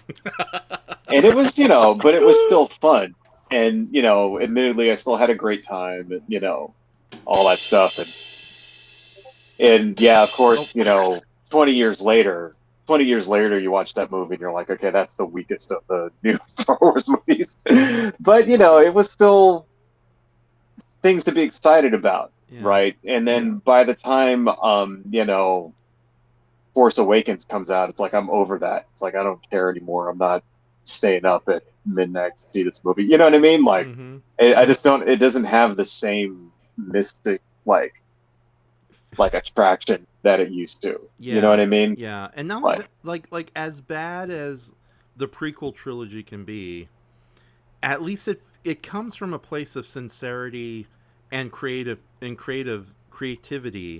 that the recent trilogy kind of lacked. Because you watch the recent trilogy, and I actually have respect for some of the bold insanity they were trying to do in the second movie. The oh god, what was it called? Last Jedi. The Last Jedi. Yeah. Yeah. It didn't work, but I respected what it was trying to do. I think that movie's actually pretty good. It's for sure way better than Rise of Skywalker. Yeah. Oh yeah, Rise of Skywalker. It's like Rise of Skywalker to me is like everyone complaining about The Last Jedi, and then Abrams and Kathleen Kennedy going like, hold our beers. Yeah, I love The Last Jedi. You did? I don't really, I thought it was really good. What the controversy is. Yeah, you know, I think I respect The Last Jedi. I need to watch it again, but I think that movie would have been a lot better had it gotten a proper follow-up, as opposed to because Rise of Skywalker, you watch it and it just screams corporate damage control. Like they're desperately trying. Yeah, it's like, oh, having recently graduated from college, it screams midnight cram session to me. Which definitely I'm sorry. What Brayton just says pretty much explains the finales and ending story arcs of everything Abrams has ever done. Yeah. Mystery box.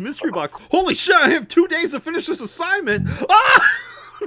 There was a plug in the earth, and the shadow monster was really a guy, and oh my god, the Cloverfield monster came from another dimension. It for sure is like Alias was immortality. but it seemed like they had a plan, and then whoever it was that directed Last Jedi, like Ryan Johnson. Ryan Johnson just decided like fuck your plan and did his own thing. Mhm. And then they, instead of taking what was established in that movie, they took the original plan, which was supposed to be 2 movies, and made it into one. And what they should have, if they're going to do that, that's fine. But what they should have done is just made another movie. So then there's 4 instead of 3.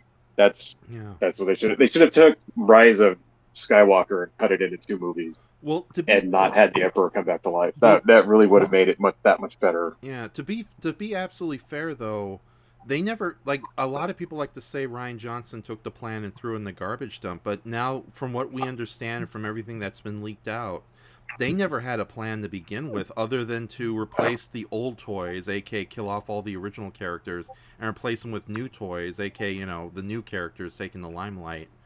And again, it's again when we were talking about crossover movies, like how they like to favor the newer team more so than the older team. That's what the last Star Wars trilogy feels like, because I actually did like Flynn quite a bit, and I did like Rey. Poe. I just wish they did a better job with the characters, and I wish they had more interaction with the older cast. I like seeing older characters meet with newer characters and working together. Hey, Raph. The first 2 movies promised things that the third one did not deliver on. Yeah. Hey, Raph. My headphones here, the battery's dying, so I'm gonna have to drop off here. Sorry, guys. So, okay. I'll see if I can set up my. I don't know if I'll be able to. I'll see if I can hook my other headphones into it, but if not, then I think I might have to call it a night. Yeah, because it is 10 o'clock and you do have to go to work in the morning, or go watch Star Wars 4, a franchise in trouble tonight at midnight.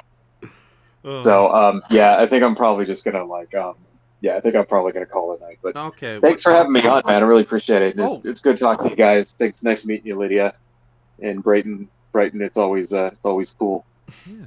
Yes. Yes, it was fun having you. Yeah, and ladies and gentlemen, a lot of Mark's DeviantArt and his 2 YouTube pages are in the description. So, Mark, if you want to plug yourself before you go. Sure. I actually have a YouTube channel as well called Why I Hate the World. So if I do live streams on Saturdays at 11 a.m. Pacific, and it's kind of like an art and I draw stuff and then talk about news and politics and that kind of thing. And then I have another YouTube channel called UCD Videos, where I talk about comics and toys, and I do toy unboxings, that kind of stuff. So if you want to see non-political content, check me out on UCD Videos. And I think that's pretty much it. Yeah. All right, dude, they're dying, so I gotta go. Okay, see you later, man. We'll talk to you later. All right, adios, dude. Okay, bye. Bye. So, okay, let's talk poorly about him. Why does he have to wear sunglasses all the time? I think he has like little raccoons living in his eyeballs. Does he wear his sunglasses at night? Sometimes he does. So he can. Yeah. Oh my God! You don't think he's like one of those night creatures, like a David Bowie or a? I just think he's one of those cool people. Okay. Yeah. He is a pretty cool guy. He's like one of the coolest friends I have. So you guys are also cool. It's okay. Have some confidence there, Brayton. So we've been going on for almost 3 hours. So let's quickly go through these last questions. Shay. Oh wait. Starving Gecko says, "Attack of the Super Monsters featuring Eddie the Gorgosaurus." So, yeah, he's the best character. Humans are vermin and must be destroyed. Okay, that was my terrible impression of Eddie. It's a good Buddy Ebsen. No, that was your perfect impression of Eddie. Thank you. Also, Buddy Ebsen. It's like, the producers of this Oz movie are idiots, and I'm in the hospital thanks to silver painting. Yep. Cut to Ray Bulger being attacked by red dogs. Then they ripped off my arms and threw them over there. And then they took my arms off. Yeah, it's oddly enough. I know he's called Eddie in the English dub for some insane reason, but in the original Japanese version of Eisenborg, which Super Monsters is based on, his name is Gorgo, which is even more unfortunate if you're trying to do a Google search. So, because he's a Gorgosaurus, not a Tyrannosaurus. More observational Seinfeld-esque humor from you, Rev. Because the Tyrannosaurus is Emperor Tyrannus. Oh, I thought Emperor Tyrannus was a Tyrannosaurus. That's what I said. Oh, yeah. Okay. Yes, thank you, Brayton. So, do you want to have another joke? That and get a rim that was Lydia who said that. Oh, okay. No. Thank you, Lydia, for correcting the species of the monsters, and thank you, Brayton, for the Seinfeld jab. All right. Okay. So, does anybody want to try the Rimshot machine one more time? No. Okay. If you try it again, bad things may happen. Okay. So, that is more jokes may bomb. Okay. Nora says, "Oh, I paint miniatures. That's good to know." Me too. Yeah. So because mentioned being covered in paint. Okay. So in reference to what Brayton does. Okay. Is it yes, like that's why I'm covered in paint. Yeah. I'm also doing my experimental arts. What was it? Performance art. Yeah, that's the joke. Right. Experimental. So what is this giant nude green person on the screen? How did that happen? Green Brayton. I don't know. Okay. I've picked some bad career moves for myself. Okay, so from Shay again, he says, what movies to come later this year are you guys most looking forward to seeing? Dune! Desert Planet! Arrakis, where the spice is made. Dun, dun, dun, dun, dun. What I is this actually crap? have no idea Why what's am I not coming. directing this? Oh, damn it, I'm David Lynch, damn it. Oh, that's your David Lynch? Yeah, that was my... You do it better, David Lynch. Why don't you try it again, but this time be funny? You'll be funny. Oh, God, it's just Jack Hodgson Jack again. Hodgson, of course. Kids shouldn't be watching their fucking movies on a fucking phone. On your fucking telephone. Yeah.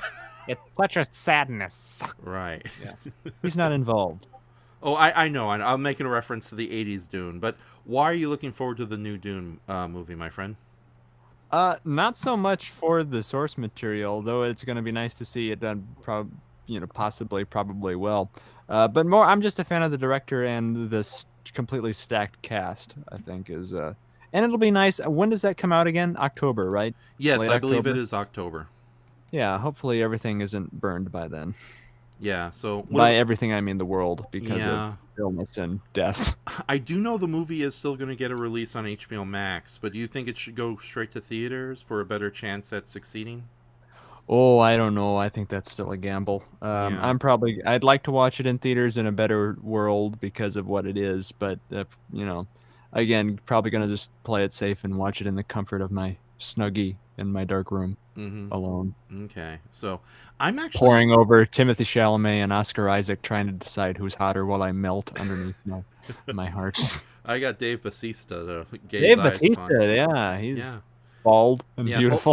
Although he's playing one of the villains, so he's probably not going to be in his best light, unfortunately. So. Oh well, he can't always be Drax. Yeah. I don't. You know, it's funny. Somebody mentioned recently, and I'm just going to mention this quickly before we move on to Lydia and me about what movies we're looking forward to later this year. Dave Bautista would have been a better Blofeld in that James Bond movie than just playing a random henchman. And I was thinking about it's like, it's kind of hard to see, but yeah, that would be like an untraditional take on Blofeld. And like, as much as I like the actor they did get to play Blofeld, it's like Christoph Waltz. Yeah, Christoph Waltz. Sadly, that's sad because he would have been. He's a fantastic, like, if you're gonna pick a modern day Bond villain, he's a fantastic choice. But the movie itself was just so bad, and the script was so awful. Yeah, and not only that, but it's like I love Christoph Waltz, but it's like he's played so many quirky villains that it's not a big surprise that he's playing Blofeld. But I don't know. It's like I'm kind of like mixed on it because on one hand, Christoph Waltz. Dave Bautista, Don't Make Me Choose. Is Christoph Waltz in Dune too?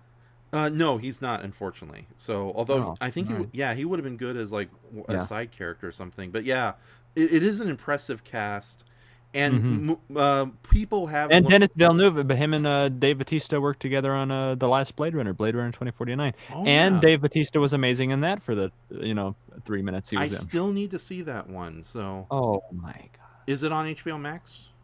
it was. I don't know if it still Oh. is. Yeah, that's the sad thing. I have it.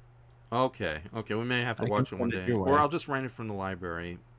So, Lydia, any movies coming out later this year that you're looking forward to?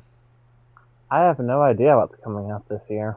Okay. It is on HBO Max, Ref. Oh, excellent. Okay, there's something to watch tomorrow. Yeah.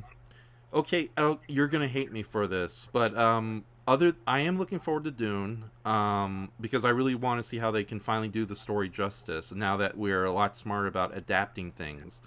Although every once in a while you still got those Hollywood nitwits who's like, hey, let's put 3 books together and make into one 90-minute feature. That shouldn't fail horribly. But I really want. I know it's been released in Japan fairly recently, or it's still going to come out later this month. But I really want to see Great Yokai War Guardians, because I was a big fan of the first film, and from all the early reviews, even from Hard to Please, but we still love the Grouchity Grouch, Norman England, who actually gave the movie a lot of very high praise, which is rare for Norman England. That he's getting to the point in the old age where you're just happy to see anything anymore because you're still alive.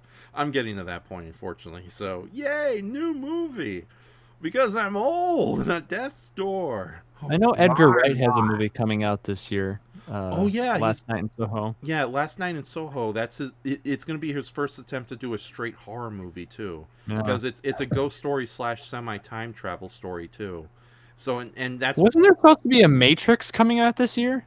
I had heard people talk about that, but I imagined if there'd be some kind of, semblance of buzz. Yeah, they are making a Matrix 4, but I don't know how far in production they're getting, and it might be one of those deals where they'll finally release a trailer like less than 2 weeks when the movie itself comes out. So.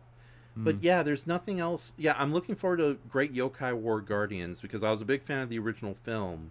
But from everything I heard, the new movie that's coming out does a lot more with the material and is a lot more lighthearted and comical, but at the same time the stakes are raised. And of course, Daimajin is coming back officially, so I'm very excited to finally see that character get a 4th film. I know. You go ahead, do your thing. I was adjusting myself. Oh, okay. I thought you were doing the hiss. No. Okay. I don't know what any of that is. Why would I hiss at it? Okay, that's all right. But it's weird. I'm not looking. Yeah. Other than that, there's no other movies I'm really looking forward to at the end of the year. I would like to see Free Guy, but again, like you, I don't want to go to the theaters and see it. And I think I'll wait like 45 days until it becomes free on Disney Plus. So, okay, back to the questions. We're almost done.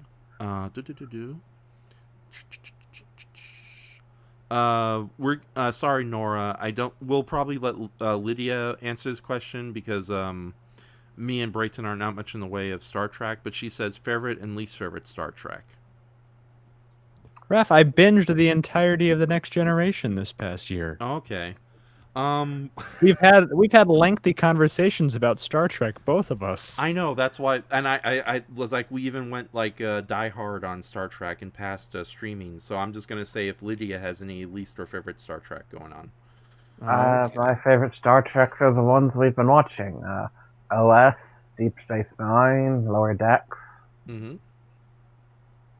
Do you think okay, I saw a couple episodes of Lower Decks thanks to Mark. Do you think the series goes too comical, or you think it's a right mix between playing around with the Star Trek universe and kind of comedic character interaction? I think it's a perfect blend of the two. Okay. I think it feels like a Star Trek themed D&D campaign. Now, one problem a lot of Star Trek fans have had with current Star Trek is that they lean in too hard into references and in-jokes. But I don't know, Lower Decks, they actually have fun with it because you see a lot of obscure characters and aliens come back, and sometimes they're just throwaway gags, but then other times you have like the Packlids, you know, that incredibly pathetic race come back and actually be a recurring villain. I know they're coming back in the second season, and it's hilarious too because the Packlids were revealed to be this like this kind of con artist race, but they act like all stupid and innocent, and then for them to come back as like cosplaying as like an evil alien race that's never been experienced before, only reveal it's like, oh, you caught us, we were just pretending, you've killed some of our men, we're Packlids. Don't pull that bullshit on us.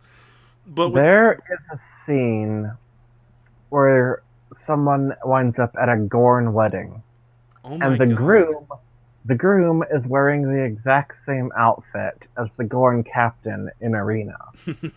So, does that imply that the captain was walking around in the Gorn equivalent of a tuxedo? To be fair, he was snatched off of his planet, so when he was trying to kill William Shatner, it was probably desperately trying to get back to his brother's wedding. Or to his own wedding, for that matter. It's like, once I kill this guy, I'll go back to my wife. And the reception. Arrgh. That was my terrible impression of a Gorn.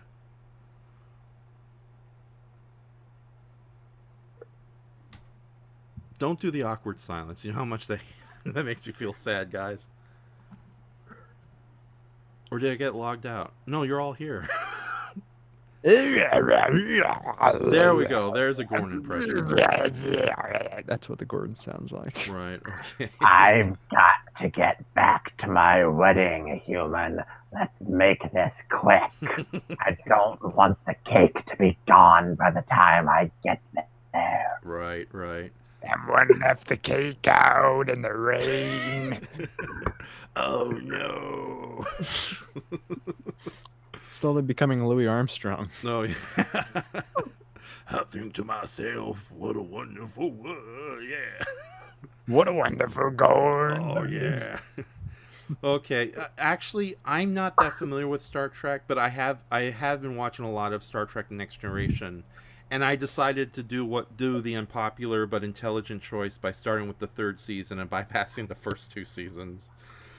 Go ahead, say boo, I'm a coward for picking the easy way out. That's what I did. Okay, good. Yeah, I'm also of coward spine. Yeah, no, that's more than okay. From everything I've heard, the first two seasons hurt big time, and I don't really want to see the last struggling brain farts of Gene Roddenberry go on screen, so... But yeah, I'm really enjoying Star Trek Season 3. Even its lesser episodes are really good. And I kind of miss just like...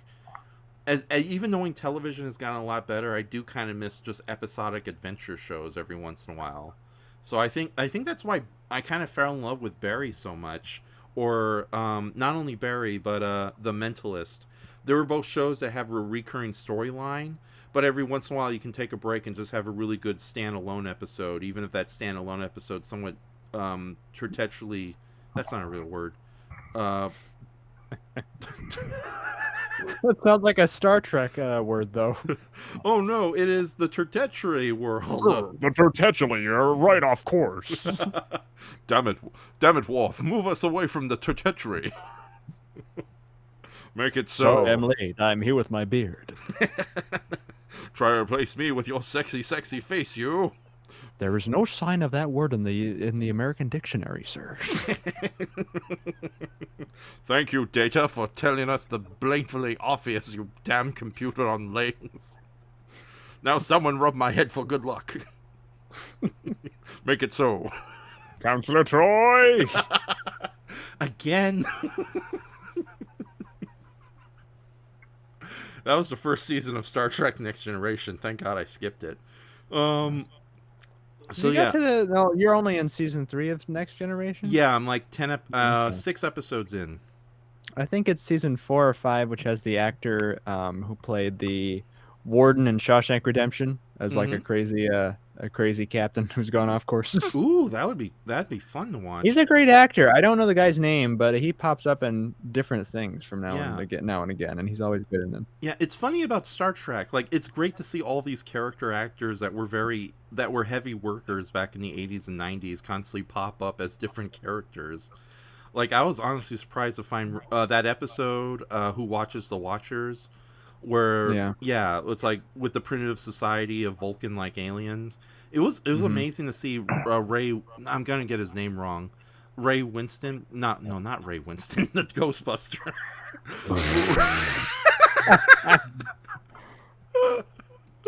Oh God. Well, hold on. He was in that show Reaper, and hold on, I'll get his name right. Hold on. Reaper TV show.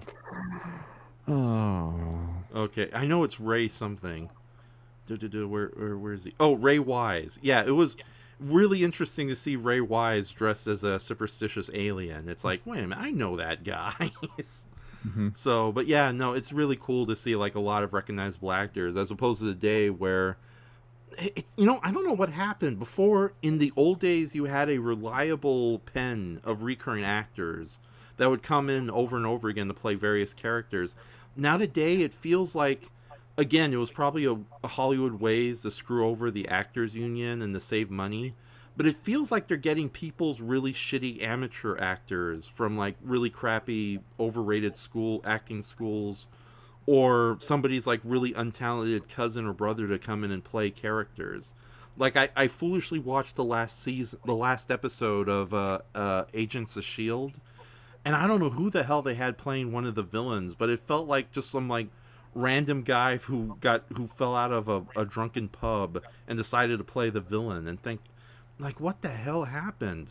It's like we used to have good actors, now we just have like really crappy actors. You wouldn't never mind. Moving on. So from the creator of Star Wars Sun Squadrons. Thank you, Starving Gecko. Shay says, I've heard some of the old Star Wars Expanded Universe books before Disney purchased were really good. Okay, Starving Gecko says, also Game of Thrones ended up being, the Game of Thrones producers ended up bailing and burning the show because they wanted to jump to Star Wars. True, Starving Gecko. Of course, that story ended on a happy note because they decided to cancel those idiots' Star Wars project and move on.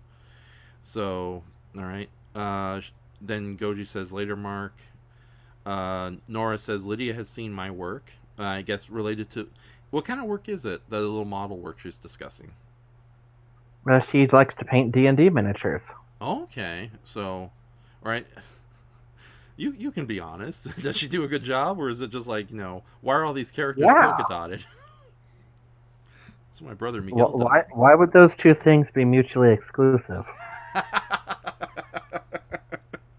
Hold on, that deserved a rim shot. There we go. So I hear you paint houses, Raph. Oh no!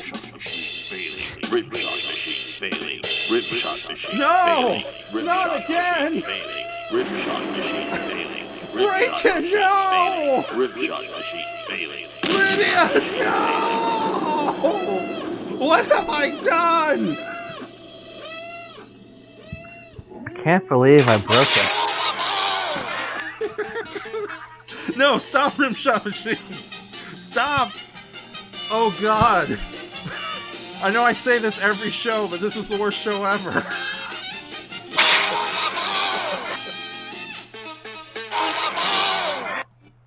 Okay.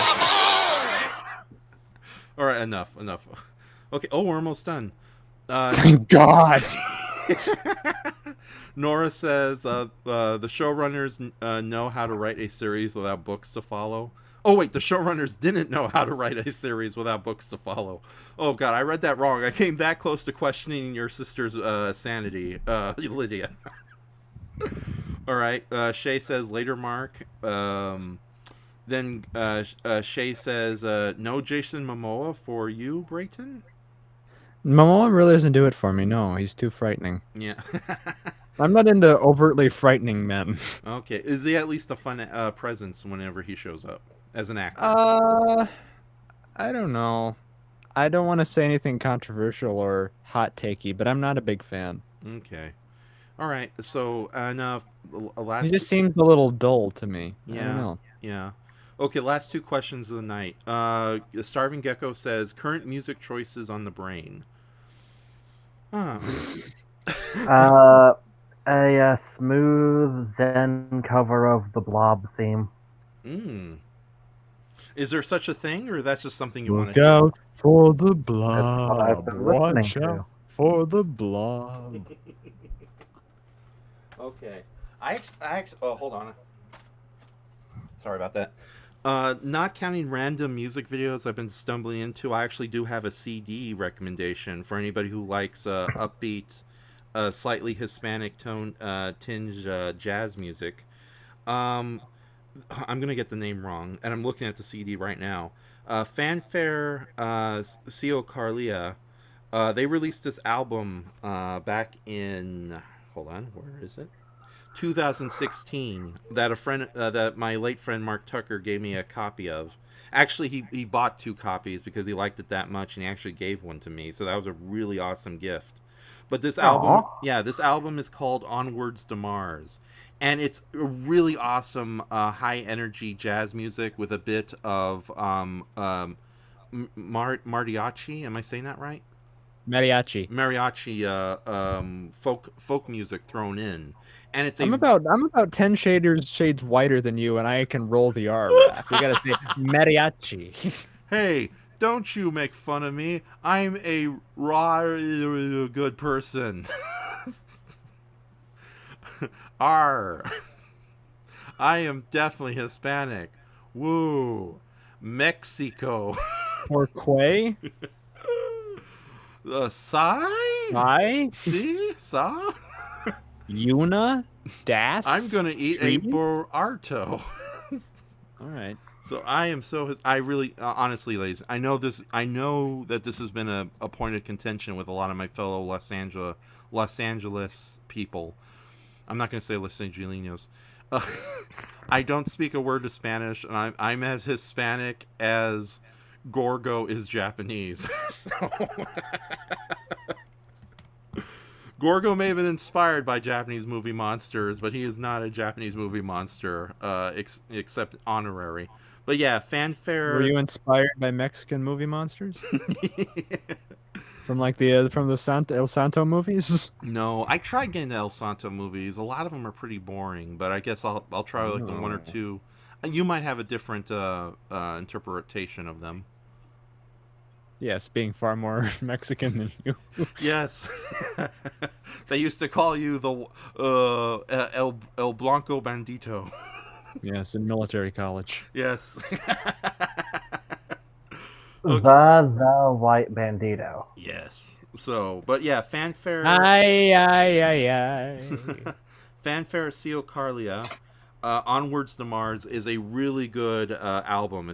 It's very fun. It's about an hour long, and it has some really awesome original songs mixed with covers of like classic songs too. So, like, what do they have here? Oh yeah, it opens up with the classic mariachi song "Crayfish Hora," but it's done in it's probably one of the best versions of the song I ever heard. And yeah, this is This CD means a lot to me because this was before my late friend Mark Tucker died back in 2000, later in 2016. So this was like one of the last sincere gifts he gave me, and this is a really awesome album. So I highly recommend it. If I can find a good image of it, I'll share it on screen before the night's over. But any recent music you've been listening to, Mr. Brayton, since you're really good at music and even singing for that matter. Oh, my doggy, strike back. Sorry. No, that's the Narwhal version, Raph. Oh, sorry. I'm talking about the one that I rewrote because I only can write one song. Yeah. No, I've been listening to a lot of George Harrison lately. He's always been my favorite Beatle. I'm not actually a big fan of the Beatles as a group. I like them far more in their individual work. Mm. But yeah, I've been listening to a lot of his music. Pretty much anything that comes up in my Spotify rotation. I've listened to enough stuff on there that it's very strange how the AI system works to where they calculate your individual tastes and put playlists together for you. That is true. Like I've noticed with YouTube, they don't do it as often with music as news choices, and for some reason they keep trying to shove Forbes in my face, which is like, fuck you, Forbes.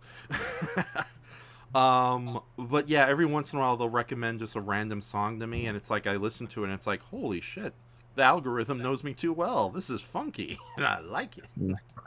So, yeah, I know how much you hate the funk. So no, I just hate the Beatles, which is a lie. I don't hate the Beatles. I like the Beatles actually. I have a question. Yeah, go What? ahead. If Ringo Starr or assimilated into the collective, would he be a Beetleborg? Where's the rim shot? That was good. He broke it, remember? Oh, okay. There we go. That's for you, Lydia.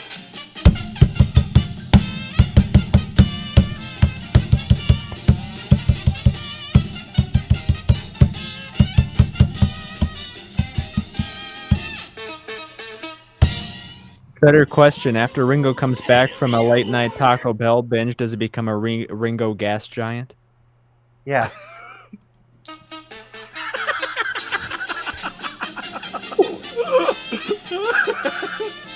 This is the longest 16-second song ever.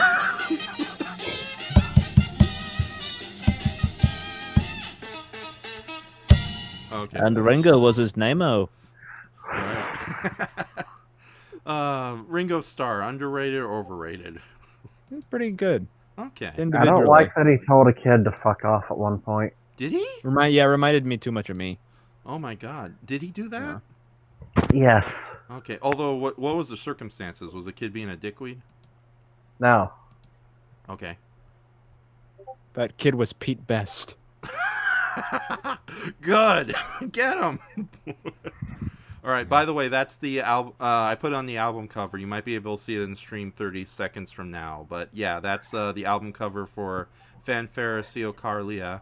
And I'm actually going to take a risk and actually play one of their songs at the end of the show, which is Crayfish Horror. So it's only 2 minutes long. What? Okay. What, the album cover or what I just said? Crawfish Horror? Oh, Crawfish Horror. Oh. I thought it sounded like another giant monster movie, The Crawfish Horror. It should be a movie. Yeah, so... Like the Loch Ness Horror? Yes. That movie? Yeah. It'll be about a crayfish that is mutated, and as it learns to stand on two legs, it decides to become a captain. Ah! I get that reference, so... I'm not going to play the clown music again. So. We've got... Ironically, the crawfish captain is the captain of a shrimp boat. Thank you. Yes. So. Thank you very much. There you go. You'll get that one. Thank you. So yeah, but Thank you. Yeah, that's. Lydia, clap for Britain.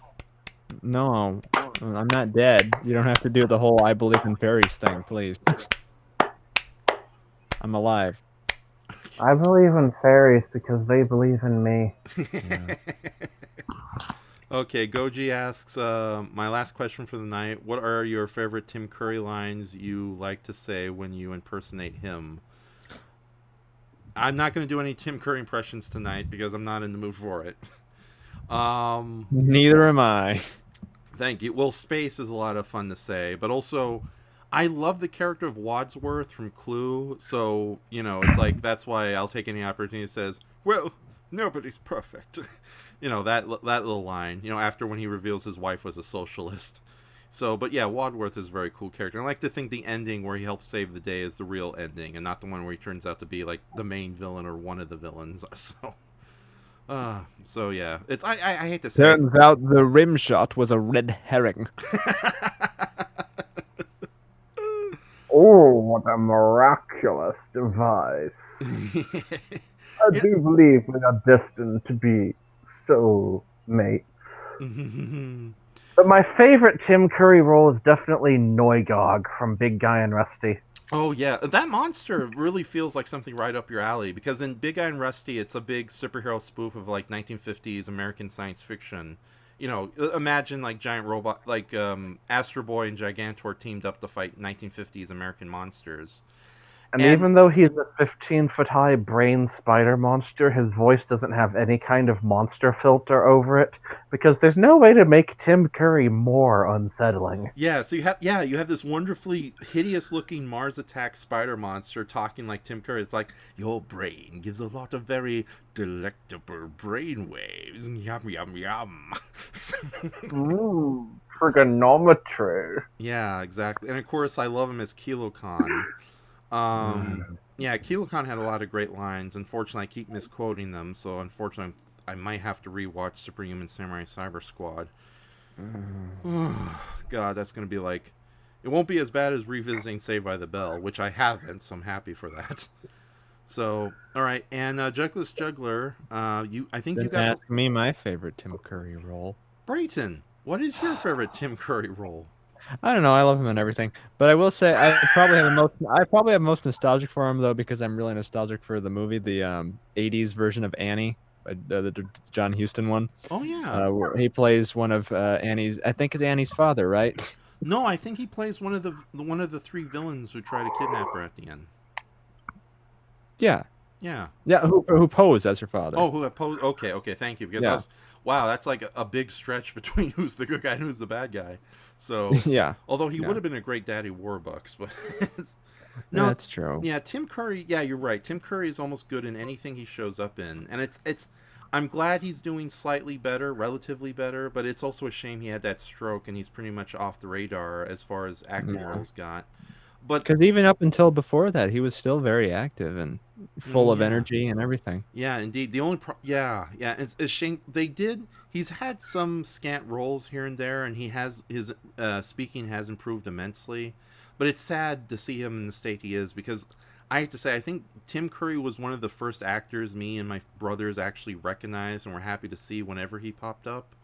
And and I will say this, I'm not ashamed to say this. I think he was probably my first man crush too. Nothing wrong with admitting you have man crushes, like Edris especially Alba. on Tim Curry. Yes, especially on Tim Curry. So, so yeah, it's just so sad to see this poor guy in such a state because we love him, and it's like it's like somebody you care about. I don't know. You grew up with the guy, and to see him in such a state is sad. But he's still loved. He's still praised. People are happy to say good. That people are always giving him such support online. So yeah, it's not like he's completely forgotten, but it is sad to see him kind of fall off the radar a bit, and not to hear his voice acting roles that much anymore. It's like one of the last roles he had was in before his stroke was in Young Justice, where he was playing what's the name of that character? Gottfried, not Gilbert Gottfried. He was doing a Gilbert Gottfried impression. No, he was. Hold on, I'll bring him up. But yeah, he was playing this evil Fox News anchor who is secretly an alien. Bill O'Reilly. No, who is secretly an alien hypnotist. So his Bill O'Reilly. Let's not give Bill O'Reilly that much credit. But yeah, it's actually a character from the original Jack Kirby Fourth World comic. So I'm trying to find out what his name character is. Tim Curry, Young Justice. Oh yeah, G. Gordon Godfrey, or also known as Miraculous Godfrey, who is a man who can control and manipulate people's thinking through his voice. So, although for some, how Tim can't find a better actor for someone like that than Tim. Exactly. So, and after his stroke, his voice acting roles had greatly diminished. But he was really memorable as oh my god. Okay, I gotta look up the character's name. You guys talk amongst each other for a little bit. No, please tell us. All right, one of the few roles he had shortly after his Oh, okay. After his stroke, was that as Auntie Whispers, who's this huge, grotesque, Oh yeah. yeah, witch who lives in the woods. But it's revealed that Auntie Whiskers, despite her, monstrous appearance, is actually an incredible sweetheart, and I didn't even recognize it at first. But yeah, Tim Curry does a really good role playing this incredibly friendly but grotesque-looking witch monster. So, yeah, it's like, and no one was eaten today, was it, my dear? Good, that's good to know. Let's have dinner, you and I. So, yeah, that was, and Over the Garden Wall, very much like Clue and some of the other shows we were talking tonight, that has an embarrassment of riches as far as voice actors go. Like, oh god, John Cleese is in it, and, damn it, Floyd, what's his name? Back to the Future guy. Christopher Lloyd. Christopher Lloyd, Raphael. thank you. Yeah, I'm sorry. Christopher Lloyd's in it. Floyd the Barber? No. Yeah, sorry. Yeah, no, a lot of great actors in Over the Garden Wall, and thankfully for a miniseries that's about 2 hours long, it's something very easy to get into. It's 1 hour long, isn't it? No, it's 10 episodes. Each of those episodes are 50 minutes long, and if you don't count the what is it?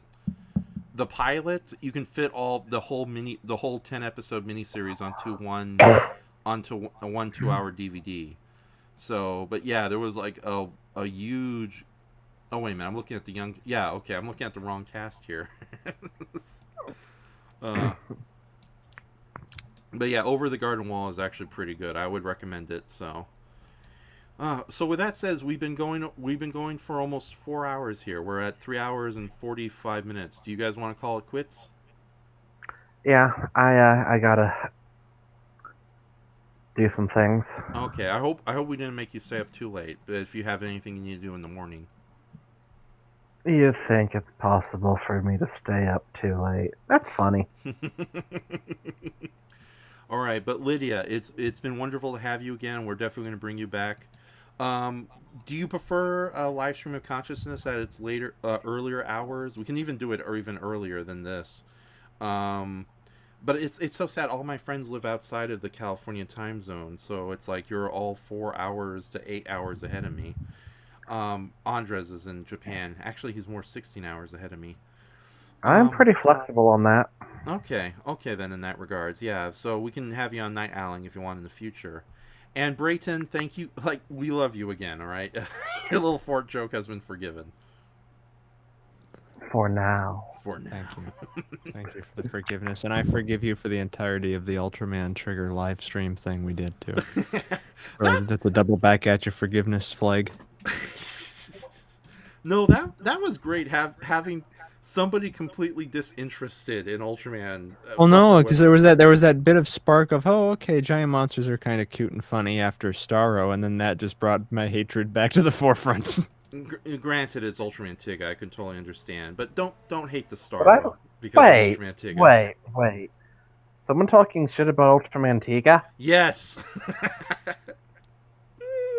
Oh, great, Brayton. We got another Tiga kid in the audience. Uh-oh. Yes, you do. Well, the wonderful thing about Tiga is that it's not around anymore. They will never find your body. Yeah, and it's thanks to the Japanese talent agency, Johnny and Associates.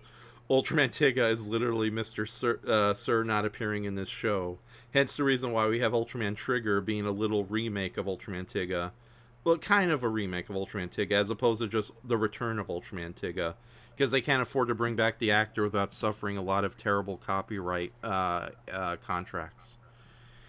Why not just call him Mountain Gulliver like they were gonna?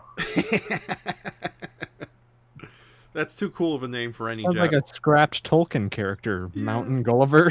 Yeah. Well, in the Japanese dialogue for the first episode of Ultraman Tiga, one of the members of Guts actually came up with that name. We should call him Mountain Gulliver, because Gulliver is very popular in Japanese pop culture. So I can see why he would go with that. But they decide that name. What's Japan's obsession with big things? Well, you see, Brayton, World War II didn't end well for them, and I'm sorry, I'm not. Maybe if they had a giant Rubber Ninja, it would have ended better. We'd be on the 31st giant rubber ninja movie. Wow. It's a giant ninja made of rubber. Shurikens. Right. Ultraman is not a rubber ninja. He's a alien ninja. Mm-hmm. Alien ninja something or another. Right. I think that's more bolt-on. But right, yeah. And funny enough, in the sequel series Ultraman Dyna, there was a whole dream episode where one of our heroines dreamt that she piloted a giant robot named Mountain Gulliver. So yeah, they revisited the joke. So Which series was the one that had a Bolton that was also a magical girl? that was Ultraman Max. So, and that was a weird series because it existed its own continuity despite constantly bringing back monsters from past series, including episodes that were direct continuations of older episodes. Just weird, who gives a crap about continuity attitude that some Japanese television shows have. But yeah, they had a 2-part series where there was a good guy Bolton played by a teenage girl who treated it like a magical girl, and then an evil Bolton who was actually her male love interest who was under dark influences. And at the end, Ultraman Max helps him what's the terminology? Reconciliate? Reunite? Reconcile, yeah, reconcile. Reconsider why they wrote this episode? Brayton, my hand is on the trigger to touch the Rimshot machine. Don't My hand's on a trigger too the longer you talk about Ultraman. There's the edge. No, Brayton, don't pull the Ultraman trigger. Pull the trigger. Consider me devil triggered. Oh no. He has a knife to his neck. Don't make me Ultra 7 myself. Brayton, no. You want red? I'll give you all the red canes. He takes a boulder. Because I'm Mr. Bad. Yeah. But yeah, I think I'll stop on the Ultraman right there. Oh god. So, but with that said, ladies and gentlemen, thank you for joining us. Nora says that was a lot of fun. Thank you, Nora. That means a lot, especially coming from Lydia's sister. And I've known Lydia for a very long time. Maybe in the late 90s, when we were both like posting creature artwork to the same websites. So, and you do fun creature artwork too. That's why I shared your DeviantArt site in the descriptions below. So, Thank you. You're welcome. But darn. With that says, Shay says you guys forgot the best line from Tim Curry in the 90s. Kiss me, fat boy. So that line is a lot of fun to say, but out of context, people just get alienated and weird. I should know. So, Weirded Out by Enshohma. That never happens, right, guys? Happens all too often. Exactly. Okay, so Brayton, do you have anything you want to plug before we call a night? My ears. My nose. My lips and my toes. Oh dear. Oh, Bava. Mario Bava. Creators of such fine films such as Danger Diabolic. What's the one with Boris Karloff? Black Sabbath?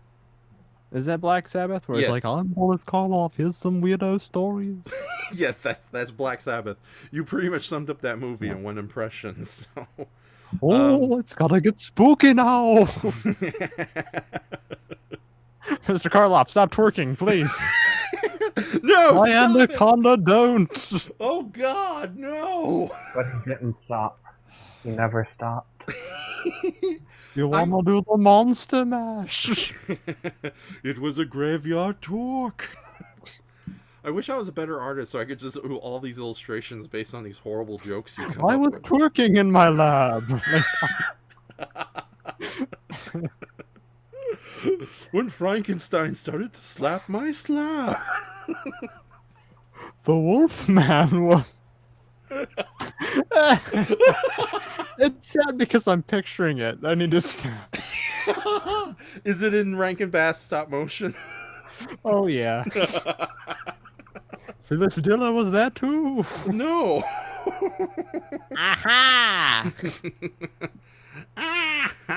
Oh, damn, it's another Jack Hawks impression.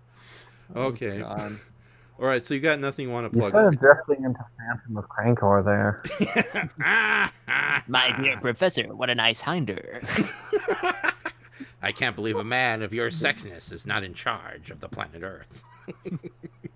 You scum! I love Crankor. He's fun. I don't care what anyone says. He's a fun villain, despite how incompetent and silly he is. So He's not returning in the Prince of Space remake, is he? we don't know, because the Prince of Space movie you're familiar with is a movie version based on the original Lost television show. I know. So I know that. So we might be getting a Crankor, but it's not classic movie Crankor. It's TV. Boo. Yeah, so the guy in red armor might be our new Crankor, but we'll see what happens. That's Hashtag not my Crankor. Yeah. Not my Crankor. Okay, Lydia, do you have anything you want to plug before we head off? That's got it. Okay, awesome. So, ladies and gentlemen, I know Brayton isn't going to say it, but definitely visit his channel, Brandsent Films, and check out a lot of the wonderful content he has. So We'll have a Super Monster fan episode up before you know it. Damn right. So Just don't be anticipating it, so then you can be surprised when it is finally released. Yes, indeed. So let me get the link, because I know just doing a Google search isn't really going to help anybody. So well, excuse me. You said get the link. That's I all right. gave you the link. Oh, you did? Okay. I gave you the. I said, well, excuse me, as a link when you asked for the link. Oh, I gave yeah. it to you. Okay. From sorry. Zelda fame. Right. Little elf man. Yes, I see. Okay, hold on. Gamera. Sorry, you don't do the young people things. You don't know what a link is. I know what a link is. That's an elf who's constantly reliving the same day over and over again. What? Technically, it's true. That's the lore of the Legend of Zelda movies, right? Video games. Damn Doing it! a movie of that? Yeah, Bill Murray should play Link then. In this case. Well, I'm finding more bullshit again. To Nora, Starving Gecko, and any of Lydia's friends who might come back and recheck out this stream, in the links you'll see a straight link to Brandsent Films. Oh no, you're YouTube putting channel. me in the description? No, not in the description, in the chat box. Oh, okay. Thank Okay, yeah. But yeah, check out Up Mill Creek and the Mystery Science Theater fan episodes we did, as well as the Mystery Science Theater live rewatch we did, which was very fun and very pleasant. So Unless you're someone from Shout Factory and are looking to steal more of our ideas. I know it's not going to happen, but I really do hope they give you some sort of mention and like a cheeky reference or two in the episode itself. Like Crow goes like, "Oh, I've seen this one before." No, you haven't. No, I did when you were gone. A long time ago. I did this episode already. Why am I watching this again? But I know that's not going to happen. So maybe in a perfect world. Yeah. Okay. So yes, thank you. You're welcome, Nora. And so yeah, thank you, Jugless Juggler, Shay Smithers, Nora, and Starving Gecko for lasting this long with us. I know it's like only 11 p.m., almost 11 p.m. on my end, even though it's probably way later where you guys are at. And yeah, Lydia, thank you so much for coming back on the show. Let's definitely have you again in the near future. I'm going to be doing at least one live stream of consciousness a month until the year's over. So, Ooh. yes, and who knows? If I'll try to sneak in a Attack of the Super Monsters live watch if possible. So, yay! Don't everyone get up at once. Yeah, you can just sense the enthusiasm in the room, can't you? Oh, the things I could do with that. Indeed, even if we just do it as a straight podcast, just talking about the movie itself. But Things I could do with that, not watch it. Look on the bright side, Brayton. We might torture you with Attack of the Super Monsters, but at least you don't have to watch Return of the Dinosaurs. I don't know what that is. It's the prequel, the predecessor to Attack of the Super Monsters. It's worse. I didn't know there was one. It's even worse. Like, you think the dubbing of Attack of the Super Monsters is bad? It's competent compared to what happens in Return of the Dinosaurs. I prefer the dubbing in Brain 17 and sort of the space arc myself. those were pretty brilliant for what they A were. giant roller robot. Attacks the city. Suddenly, 1 year later. Well, look at it this way. Maybe she's up there watching over us. Huh? Back me up here. Right. And his beard is a fake. Okay, guys, so I'm going to log out. I'll come back and join you in a little bit. So do I mute you or do I just get out of the conversation? I think we just leave. Oh, okay. I'll leave. Okay, then I will mute you guys and you can leave on your own accord. So say goodbye to Brayton, Lydia. Goodbye. Goodbye. Okay, or I'll mute you guys. If you leave while I play the song, that's great. If not, I'll be back in 2 minutes. So I gotta share music. I'm sorry. Okay. I'm a radio DJ, damn it. All right, ladies and gentlemen, thank you so much for joining us tonight. I know exactly what we're going to end with from the song Fanfare Cielo Carlia. I hope I'm saying that right. Onwards to Mars. This is the first song from it called Crayfish Horror. You've probably heard this song before, probably just playing in the outsides when you're attending a Hispanic food festival or something, but this is a really fun version of this classic folk song. In fact, hold on. Yes, we transition. That's the album cover. I highly recommend this album. It's a lot of fun, especially if you enjoy instrumental jazz. And like Mariachi, Machiachi, damn it, Hispanic music without going overboard in it, I guess. So, but anyways, it's a really cool album. A lot of fun. I definitely recommend it. But yeah, we're going to end with the first single from this song. Thank you so much for enjoying Livestream of Consciousness. The first song is called Crawfish Horror. Thank you, Brayton, for reminding me. I'm not going to say it as horror, it's horror. So like the, horror at a Jewish wedding. But yeah, thank you so much for joining us. I don't know if I'll be doing another live stream before the end of the month, and might do another episode of Night Owling, but I know that before August is over, I'm going to be doing a Godzilla Singular Point podcast. It will finally be finished and edited for everyone to enjoy. So for that, I say goodnight.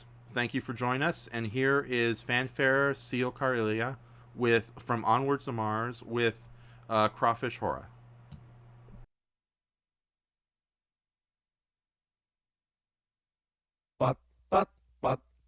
Mai băieți, un pic mai mișcat, dacă se poate. Așa. Bine, bine.